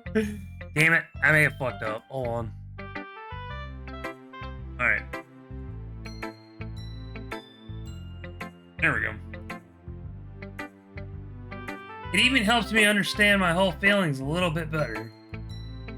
Writing is like magic. And you've gotten pretty passionate about this, huh? I hope you keep it up. Yeah! Writing's the best. I'm gonna keep writing until I die. Don't get out of yourself.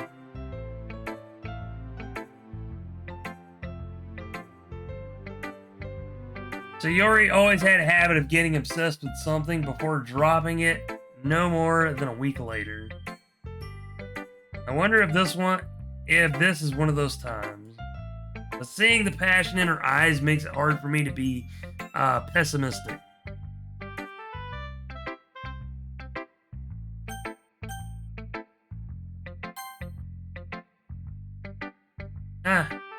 Is it my turn? Let's see how it compares to yesterday's. See, it's a bit different. I respect you trying different things, Lyconia. Were you inspired by Natsuki's poem? Or Sayori's, perhaps? Well, I guess you could say that. I thought so. I'm happy for you. You don't need to find inspiration in my poems. I write them for myself, not for anyone else. So I don't really need for people to like them or anything. Yuri, huh?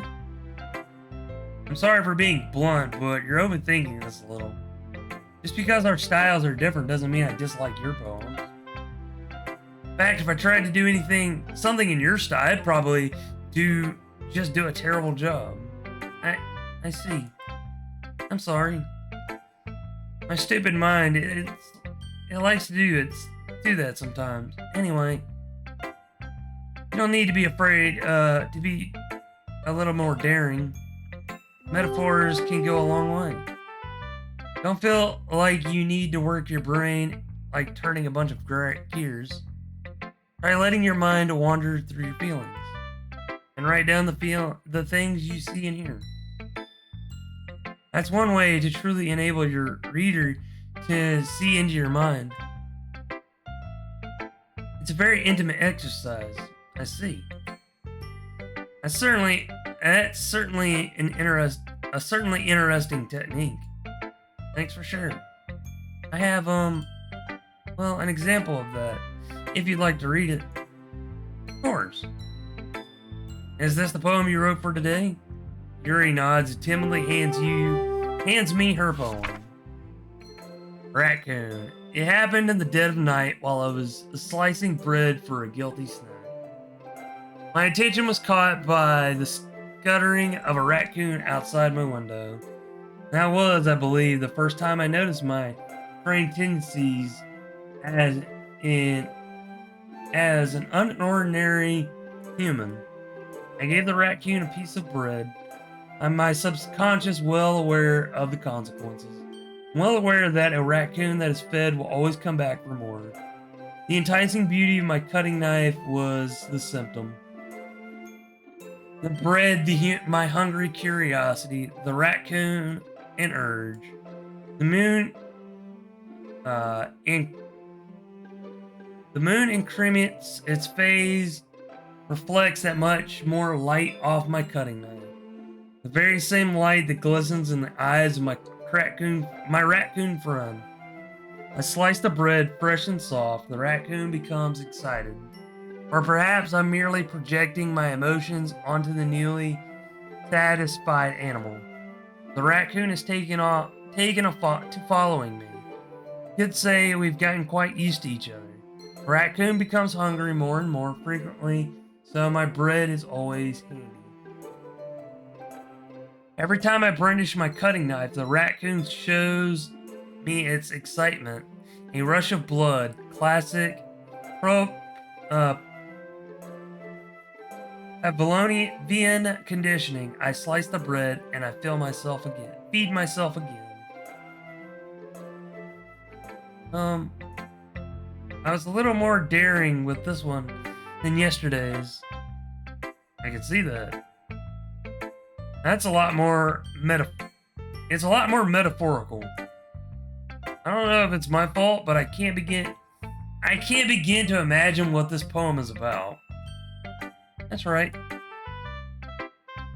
It's a bit closer to my preferred writing style. Using the poem as a canvas to express vivid imagery and conveying emotions through them. Yeah, if I take it at face value, then I can't figure out what it's supposed to mean. Well, I think it's something that different people can relate to in their own way. I wanted to express the way it feels for me to indulge in more unusual hobbies. It's those sort of things that I'm usually forced to keep to myself. So sometimes I enjoy writing about them. Why do you keep them to yourself? Because they're embarrassing. And people who would make fun of me. Don't you have anything like that, Laoconis? Well, yeah, I guess I do. I feel like everyone has a little something like that. The best we can do is to respect each other and our individualities. Even if it's difficult sometimes, and some things make us uncomfortable. I want to check something. Oh, that last line was actually meant to be Yuri speaking, not me. Even if it's difficult sometimes to make us uncomfortable. After all, if I hadn't learned to embrace my own weirdness, I'd probably hate myself. I might be ranting a little bit now, but I'm glad you're a good listener. Alright. Hi again, Laoconis. How's the writing going? Alright, I guess. I'll take that. As long as it's not going bad. I'm happy you're applying yourself. Maybe soon you'll come up with a masterpiece. I wouldn't count on that. You never know. Want to share what you wrote for today? Sure, here you go. I give my poem to Monica. Alright. It's pretty good. It makes me think of Sayori, like the other one that you wrote. Two of you are like the dynamic duo. That's kind of exaggerating it. Yeah, probably. But you do spend a lot of time with her, even in this club, don't you? Then again, I don't blame you for being a little shy. I'm not shy, I'm just teasing. I know it takes a bit of time to make friends with everyone, but Yuri and Natsuki are super interesting people, so don't be afraid to give them their share of time. And you can talk to me every now and then, too. I'm not, like, unapproachable or anything, am I? No, it's nothing like that. I'm just getting used to being here, that's all. Yeah. I'm sorry if I'm putting pressure on you or something. I really don't mean it like that. No, don't worry. I get what you're saying. Well, alright. But anyway, you want me to read my poem now? I like the way this one turned out, so I hope you do too. Alright, let's take a look. Save me. The colors, they won't stop. Bright, beautiful colors, flashing, expanding, piercing. Red, green, and blue. An endless...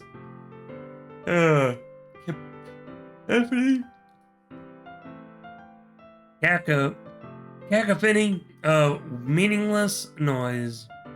The noise won't stop. Violent, grating waveforms, squeaking, screeching, piercing.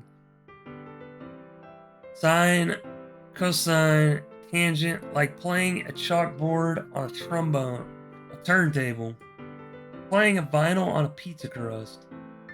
An endless poem of meaningless.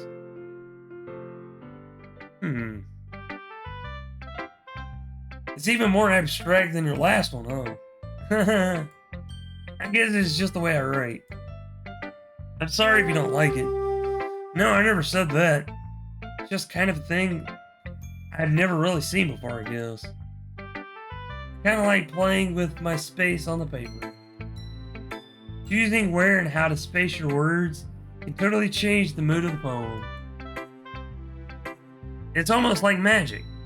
The way I wrote the lines really short make it feel like they're trying to speak over the noise. Let's see. Still hard for me to tell what it's about though. Sometimes asking what a person's poem is about isn't the right question. A poem can be as abstract as a physical expression of a feeling, or a conversation with the reader. So putting it that way, not every poem's about something. Anyway, here's Monica's... in the glory of combat! Here's Monica's writing tip for the day. Sometimes you'll find yourself facing a difficult decision. When that happens, don't forget to save your game. You never know when you might change your mind. I love this is actually her speaking to the reader.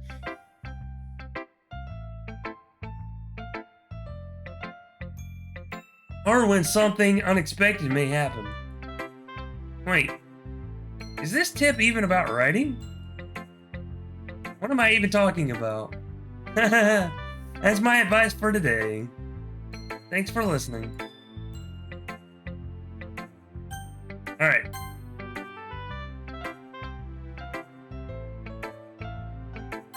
Alright, we're gonna switch over the settings real quick. We're gonna switch over to Stream Raiders and get this taken care of. Joining us for this fight is Sweet Tweety Bunny, Mono Bear, a Live Sill, Bernie Magoo, and a Dax Karma.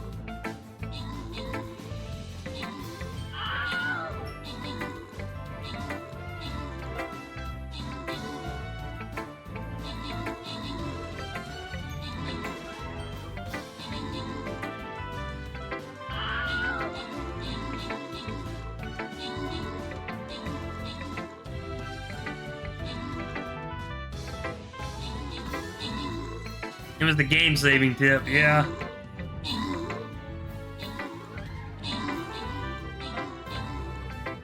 I do find it funny that it did that.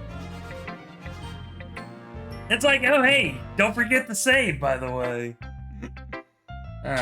Mono Bear had the most kills with 24 kills, while Bernie Magoo had the most assists with 12 assists.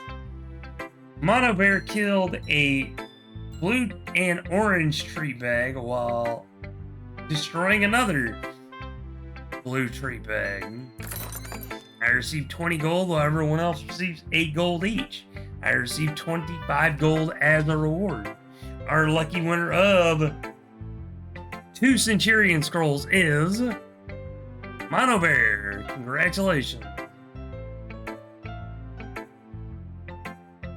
Alright folks, that will do it for Stream Raiders tonight. I'm cutting Stream Raiders off early because we are getting closer to time of wrapping up.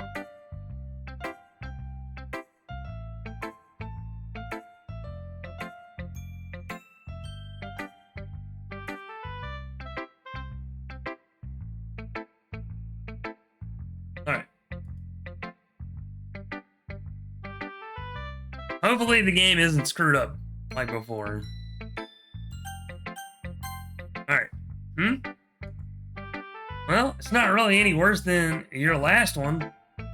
But I can't really say it's any better either. Phew. Huh? Phew, what? Ah, well, anything that isn't a train wreck, I'll take as a win. And I get the feeling you're probably the most critical. Hey, what makes you... Wait, maybe that was a compliment. Aha! Glad to see someone recognizes my experience. Well then, keep practicing and maybe you'll be as good as me someday. That's, something tells me Natsuki completely missed the point. Come to think of it, this kind of reminds me of Satori's poem from yesterday. Huh, what do you think? Think so? Yeah, well, I guess if you've been friends with her for so long, you might be one on the same wavelength. But you never really struck me as her type. Satori has a type all of a sudden? Well, I don't know. But honestly, how can someone so fluffy pretend so much time with someone like you?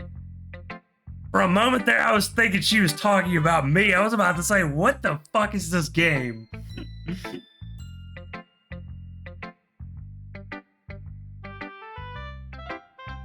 It's like she's dragging around a dead weight. That was a little unnecessary. But think of it this way. If it weren't for me, she probably would just fly away like letting go of a balloon. You could say we each take care of each other in our own way. Whatever it is, I don't get it. Oh yeah, I guess I'm supposed to show you my poem. Here. Amy likes spiders. You know what I heard about Amy? Amy likes spiders. Icky, wriggly, hairy, ugly spiders. That's why I'm not friends with her. Amy has a cute singing voice. I heard her sing my favorite song, Love Song. Every time she sang the chorus, my heart would pound in the rhythm of the words. But she likes spiders. That's why I'm not friends with her. One time I hurt my leg really bad. Amy helped me and took me to the nurse. I tried not to let her touch me. She likes spiders, so her hands are probably gross.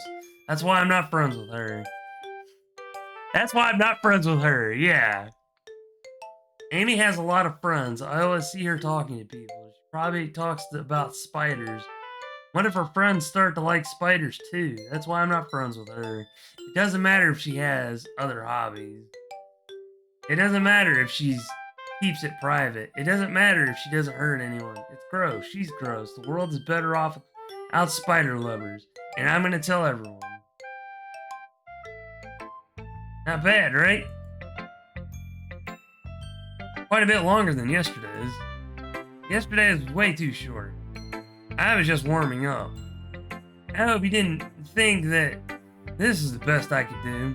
No, of course not. Anyway, the message is simply straightforward in this poem. I don't have to explain it. Sometimes you can explain complicated issues with much simpler analogies, sorry.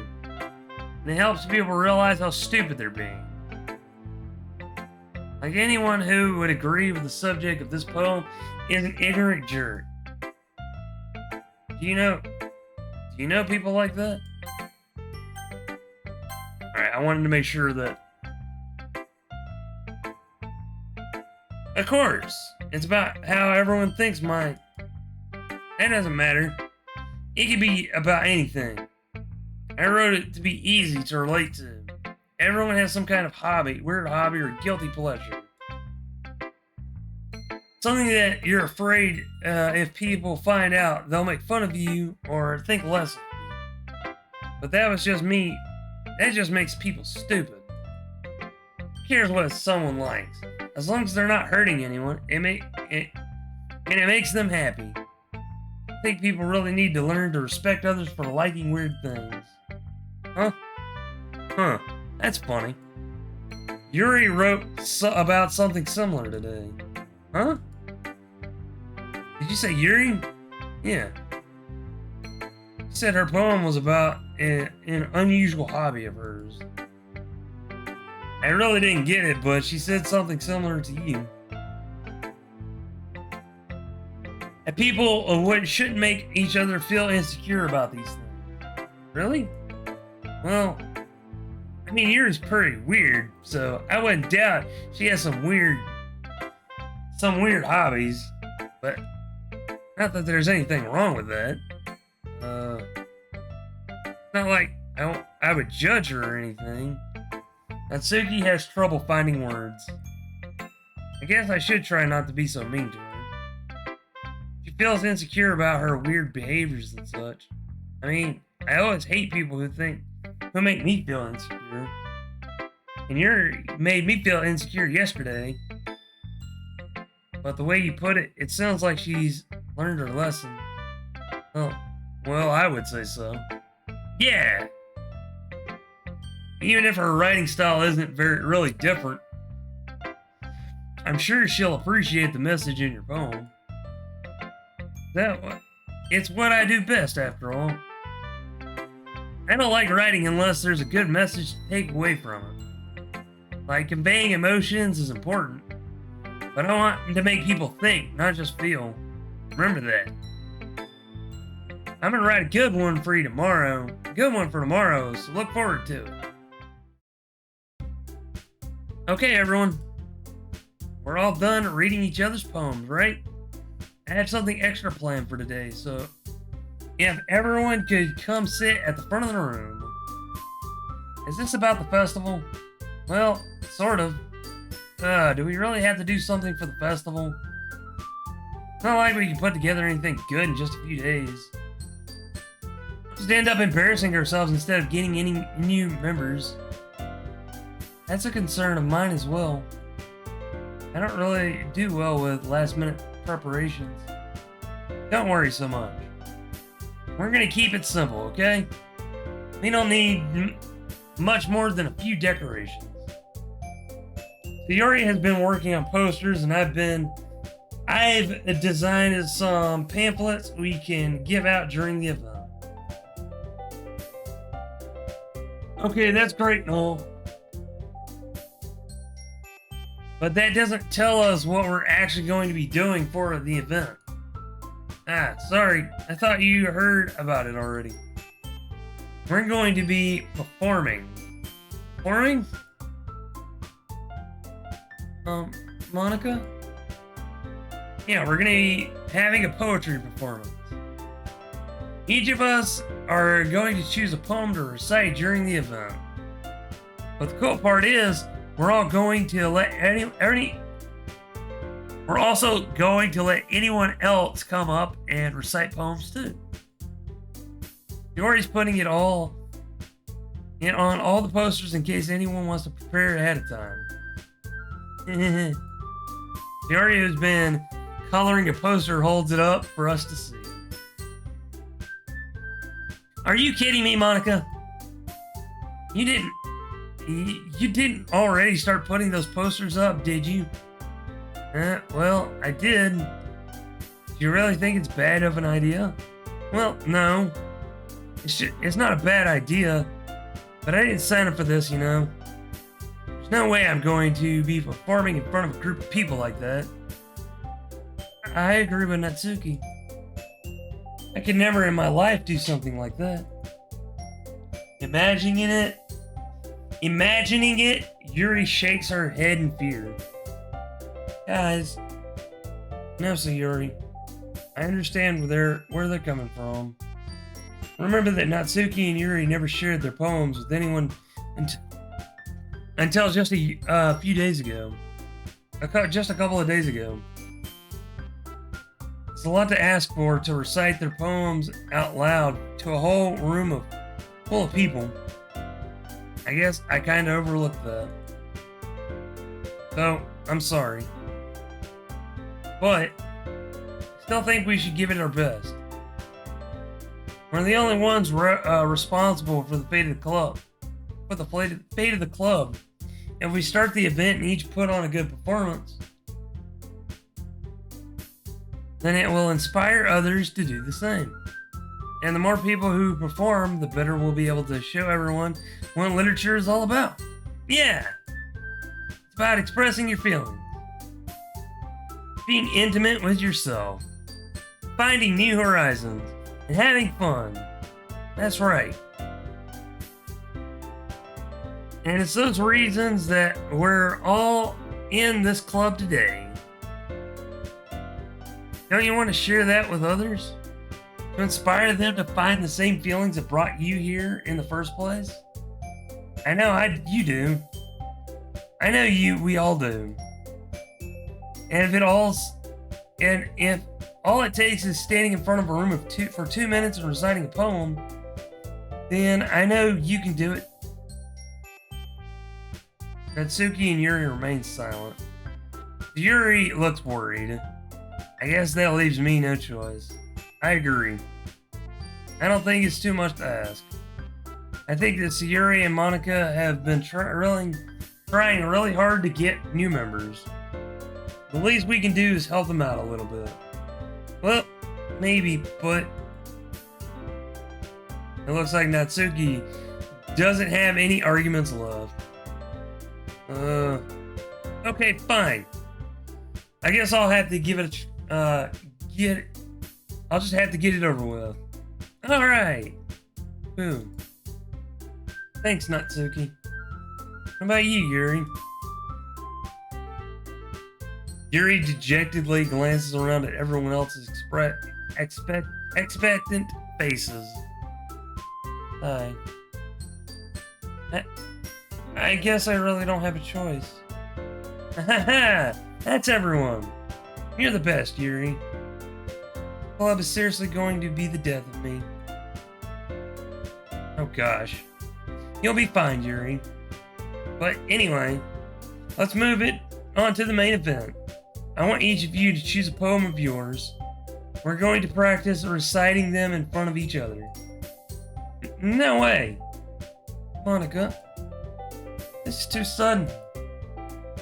Well, if you can't recite your poem in front of the club, how do you expect to do it in front of strangers? Oh no. Don't worry. I'll start off to help everyone feel a little more comfortable. Can I go next? Of course. Now, let's see.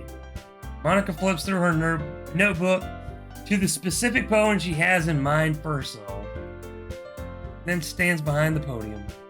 The title of the poem is The Way They Fly. Monica begins reciting her poem. Her clear, confident voice fills the room.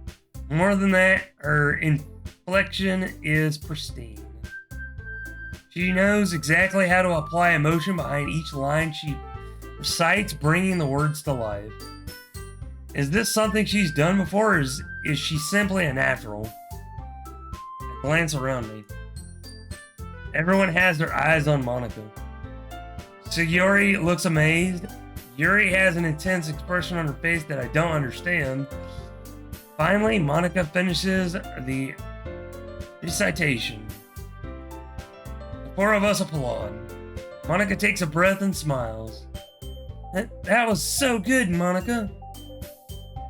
Thank you very much. I was just hoping to set a good example. Are you ready to go next, Sayuri? I'll go next. What? Yuri's fired up all of a sudden? Yuri clutches a sheet of paper between her hands and stands up. Keeping her head down, she walks quickly over to the podium. The poem is called... Yuri anxiously glances at each of us. You could do it, Yuri. It's called After Image of a Crimson Eye. Yuri's voice shakes as she starts reading the poem. Just a moment ago, she practically refused to do this. Why is she suddenly putting in so much effort? As Yuri gets past the first couple of lines, her voice changes. It's almost like what happens when Yuri gets absorbed into her books. Her quivering words transform into a sharp syllables of a fierce and confident woman. The poem is full of twists and turns in its structures that she He mutilates with perfect timing. Incunates, sorry. This must be the rare glimpse into the wiry, whirling fire Yuri keeps concealed inside her head. Suddenly, she's finished. Everyone is stunned. Yuri snaps back into reality and glances around her, as if she's bewildered even herself. It's up to me to save the situation. I'm the first to start applauding. Everyone joins me afterwards, and we give Yuri the recognition she deserves. It's not what we didn't want. It's not that we didn't want to applaud for Yuri, but we were caught off guard that we must have forgotten. As we applaud, Yuri holds the poem to her chest and rushes back to her seat. Yuri, that was really good. Thank you for sharing. Looks like Yuri is down. Is down for the count. Okay, I guess I'm next then. Yuri hops out of her chair and carefully walks to the podium. This one's called My Meadow. Ah. Sorry, I giggled. Yuri, it's a lot harder than I thought. How did you guys do it so easily? Try not to think of it like you're reciting to other people. Imagine you're reciting to yourself like in front of a mirror or in your own head. It's your poem, so it'll come out the best that way. I see. Okay then. Sayori begins the poem. Somehow it feels like her soft voice is made as perfect match. The poem isn't aimlessly cheery like Sayori is. It's serene and bittersweet. If I were to read this on paper, I probably wouldn't think so much of it myself. But hearing it come from Sayori's voice almost gives it a whole new meaning. Maybe this is what Sayori meant when she said she likes my poems. It's like I get to reach more deeply into someone than I thought I knew through and through. Sayori finishes and we applaud. I did it! Good job, Sayori. Even Lyconius liked it. I guess that's a good sign. What does that even mean? It came out nicely, Sayori. The atmosphere of the poem fits you nicely, really nicely. But it might be that other poems wouldn't work quite as well with that kind of delivery. Huh? I don't really understand. In other words, I've seen poems of yours where the sort of gentle delivery wouldn't work as well. You might need a little more force behind them, depending on what you're reading. Oh, I know what you mean. I've been practicing that kind of thing. It's just embarrassing to do it in front of everyone. The next time, I'm gonna make you pick a poem that challenges you a little more. We don't have that much time before the festival, you know. Okay. Now, who's next? Natsuki? Don't make me go before Lyconius. It's not like I can compare to you guys anyway. Might as well let Lyconius lower everyone's standard a little before I have to do it. Natsuki. That's fine, it's fine. I might as well get it over with. But it's not like I have much of a selection of what to read. Welcome on in, Nova. I'll just have to go with what I wrote for today. I stand up and step in front of the podium. Everyone has their eyes on me, making me feel terribly awkward. The game that haunts my dreams. Welcome on. I'll probably be playing it tomorrow as well. I recite the poem. And since I'm not exactly confident in my own writing, it's hard to put energy into it. Despite that, once I finish, I realize I receive applause anyway. Sorry, I'm not really good as everyone else. Don't worry about it so much. I think it's less about your abilities and more about your lack of confidence in your writing. If you can't be confident in your writing, you're not going to feel confident about reading it aloud. That's the moral of this message. Hydrate, you bastard! Hydrate! Hydrate? How dare you call me a bastard, Nova? Thank you for the hydrate, though.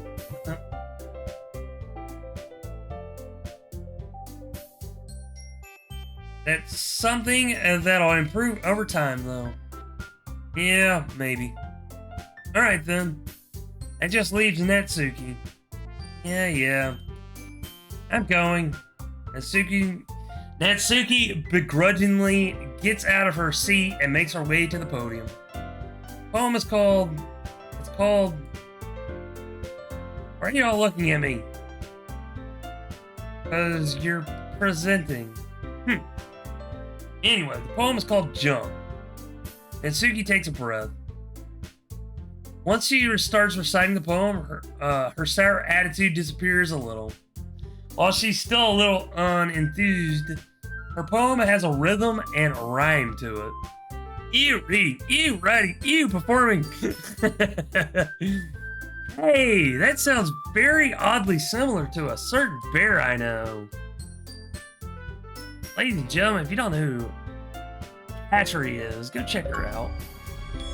She's wonderful.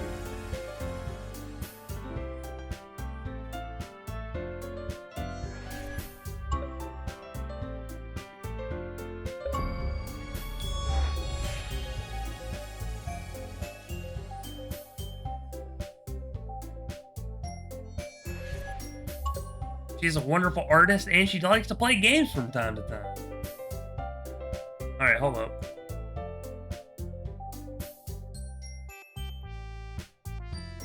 Alright. Yeah. It's Natsuki's trademark style, and it works surprisingly well when spoken aloud. Now listen here, you little I'm a freaking Marine, okay? But Katri is a wonderful artist. I've seen some of the stuff that she just sketches together, and it turns out very nicely, especially if you understand what is being drawn. The words feel like they bounce up and down as if giving life to the poem. Natsuki finishes and everyone applauds. She hops back to her seat. That wasn't so bad, was it? Easy for you to say. Better not make me do that again. Well, you at least feel prepared enough to recite a poem in front of other people. I mean, doing it in front of other people will be way easier. But I can put on whatever face I want for other people. But when it's just my friends, short bears are closer to hell. We love you, Katri. Just keep being you.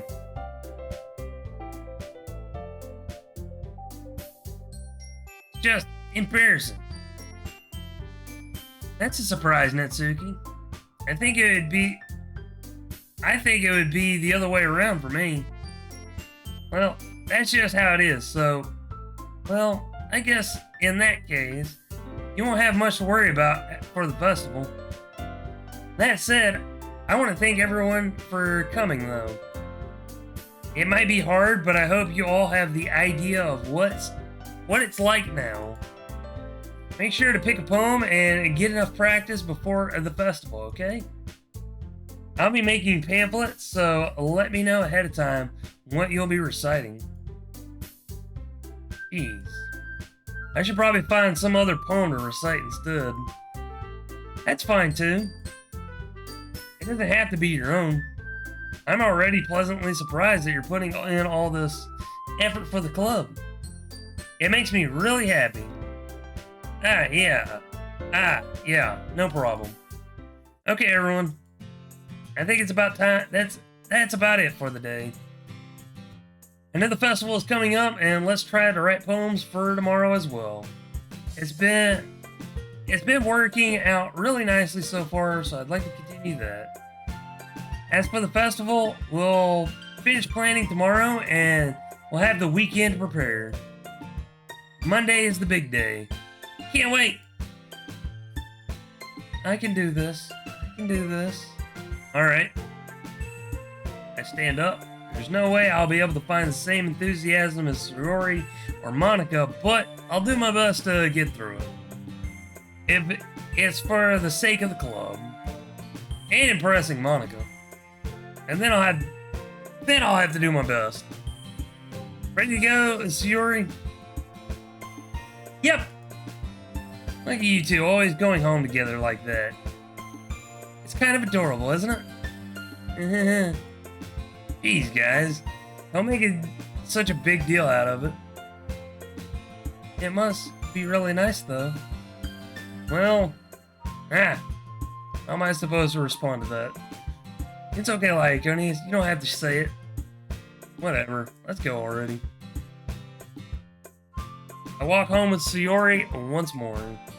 Even though it's only been a few days, a lot of things have already changed. But today, Sayori is being a little quieter than usual on the way home. Hey, Sayori? Sorry, I was spacing out. No wonder. I was thinking about something from earlier. How we get to... Sayori fumbles with her words. So, let's just say that one day Yuri asked to walk home with you. Huh? What would you do? What kind of question is that? Kind of putting me on the spot here.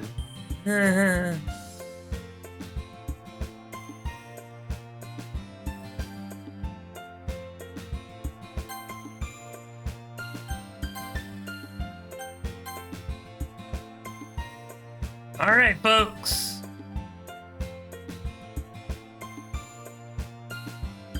Are we sticking with Sayori? Yes or no?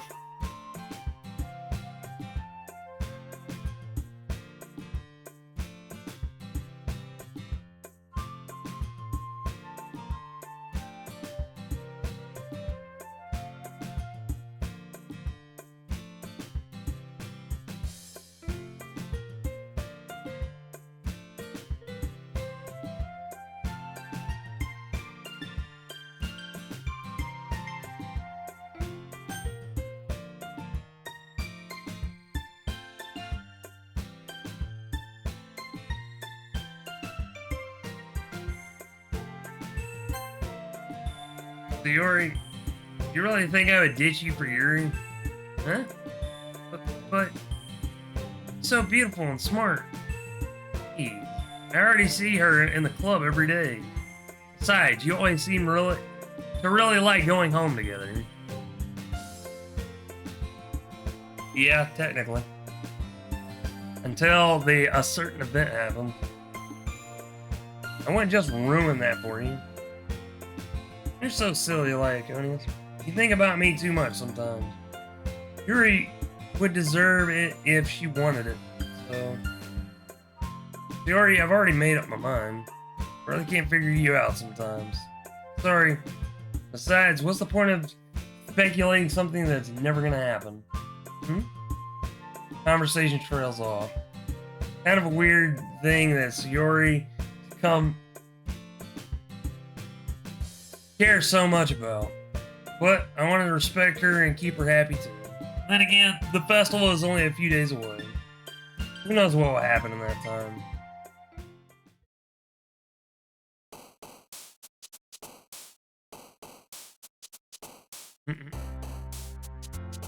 Alright, I'm gonna use my trademark decision technique.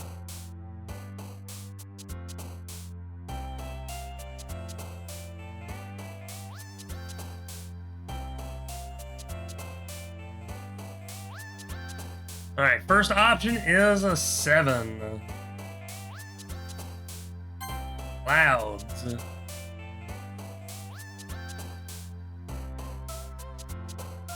Unrestrained.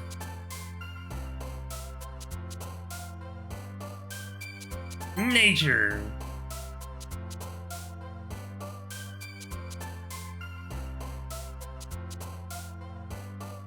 Landscape.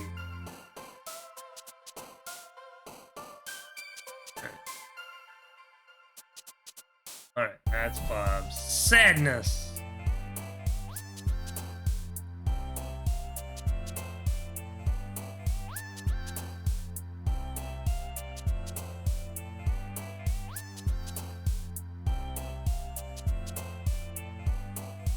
Explode. Disoriented. Playground. Peace. Together.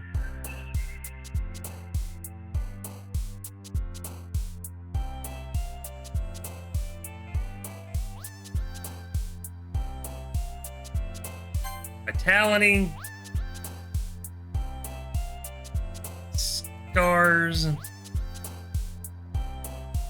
Summer.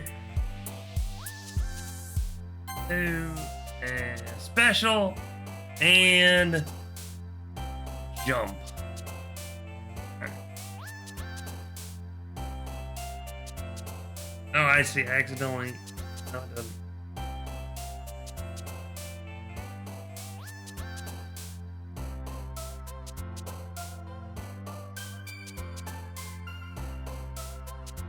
All right.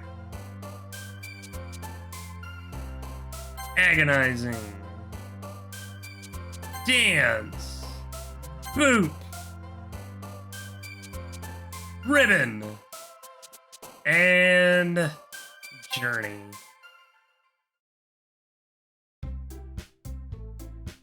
Oh man. All right.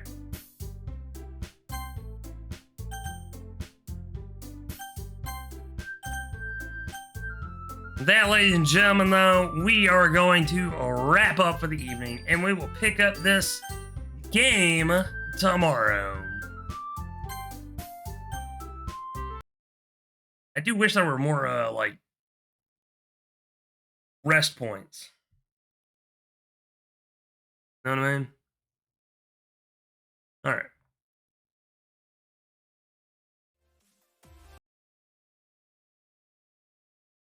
Anyways, ladies and gentlemen,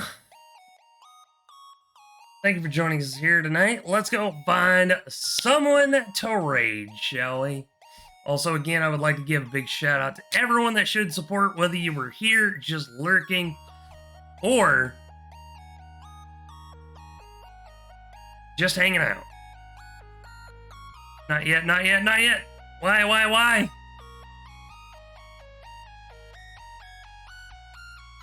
I'm starting to get hungry, Katri. I'm sorry.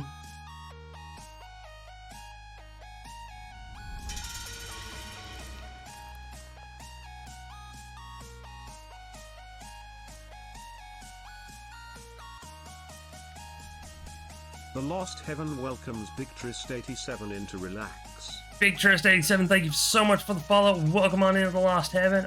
We look forward to seeing you next time.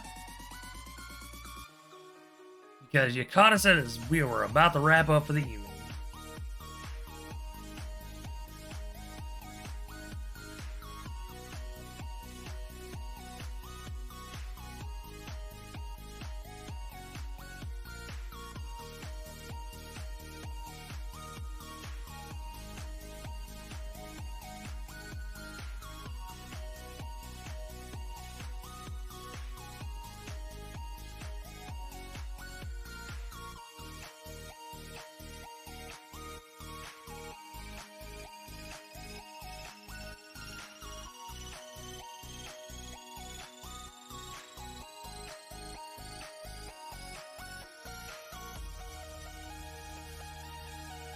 Alrighty. I found one person. Actually, yeah, found one person.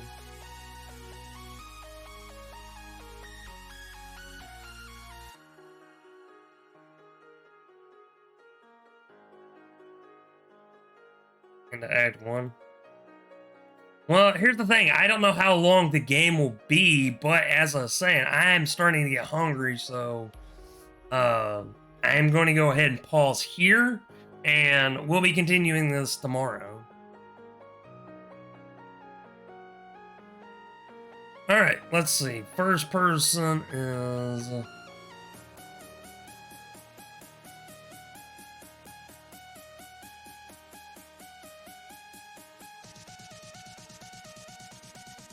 Get food, it just means I gotta tune in and lose sleep tomorrow too.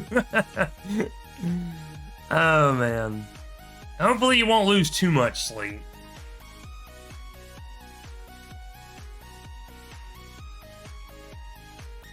But yes, ladies and gentlemen, if you have anybody in mind that we could go raid, you are more than welcome to throw them my way.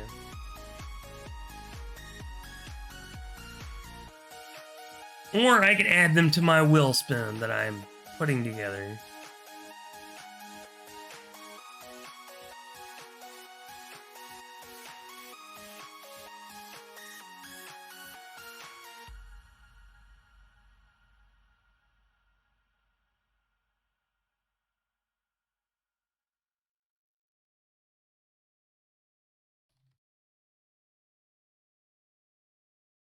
Let us see. Oh, yeah.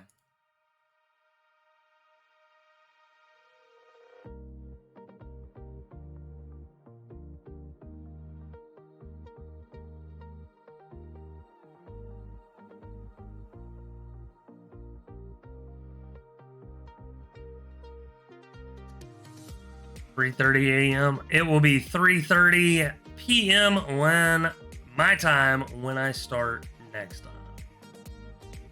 Or no, not 3:30 when I start. It'll be 3 p.m. my time when I start.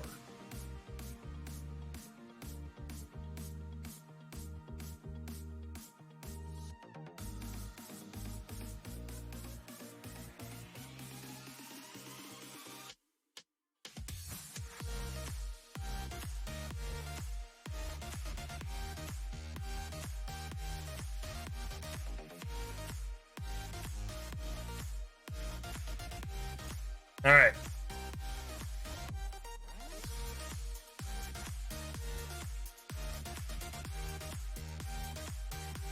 Let's see where we're going today. We got Five Nights at Freddy's Security Breach, Resident Evil, Limbo, Godlike Burger, Voices of the Void, Silent Hill, and Resident Evil 2. I would include Phasmophobia, but the person that's playing Phasmophobia, I rated them on Friday.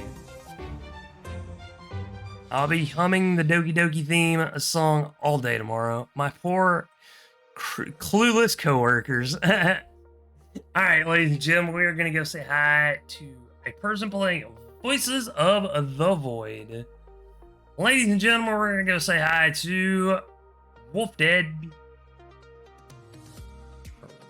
Yeah, Wolf Dead Duke.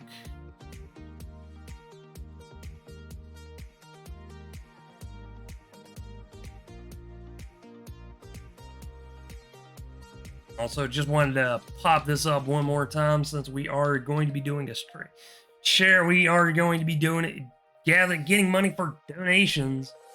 Highway 80 Rescue Mission is a local charity organization in my area that has been helping people since 1955. They are currently taking donations for their Thanksgiving meal drive to help provide food for hurting neighbors this Thanksgiving. For the price of a cup of coffee, you can provide Thanksgiving dinner for someone at the Highway 80 Rescue Mission. All donations towards the tip jar this month and a majority of next month will be gathered together and sent in honor of my late father. All right, ladies and gentlemen, let's get this raid started.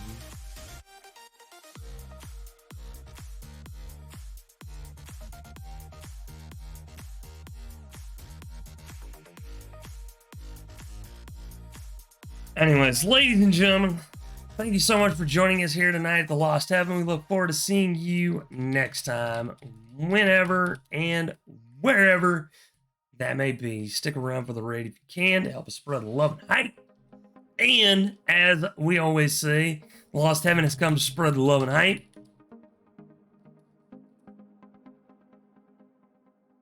And that will be your raid message.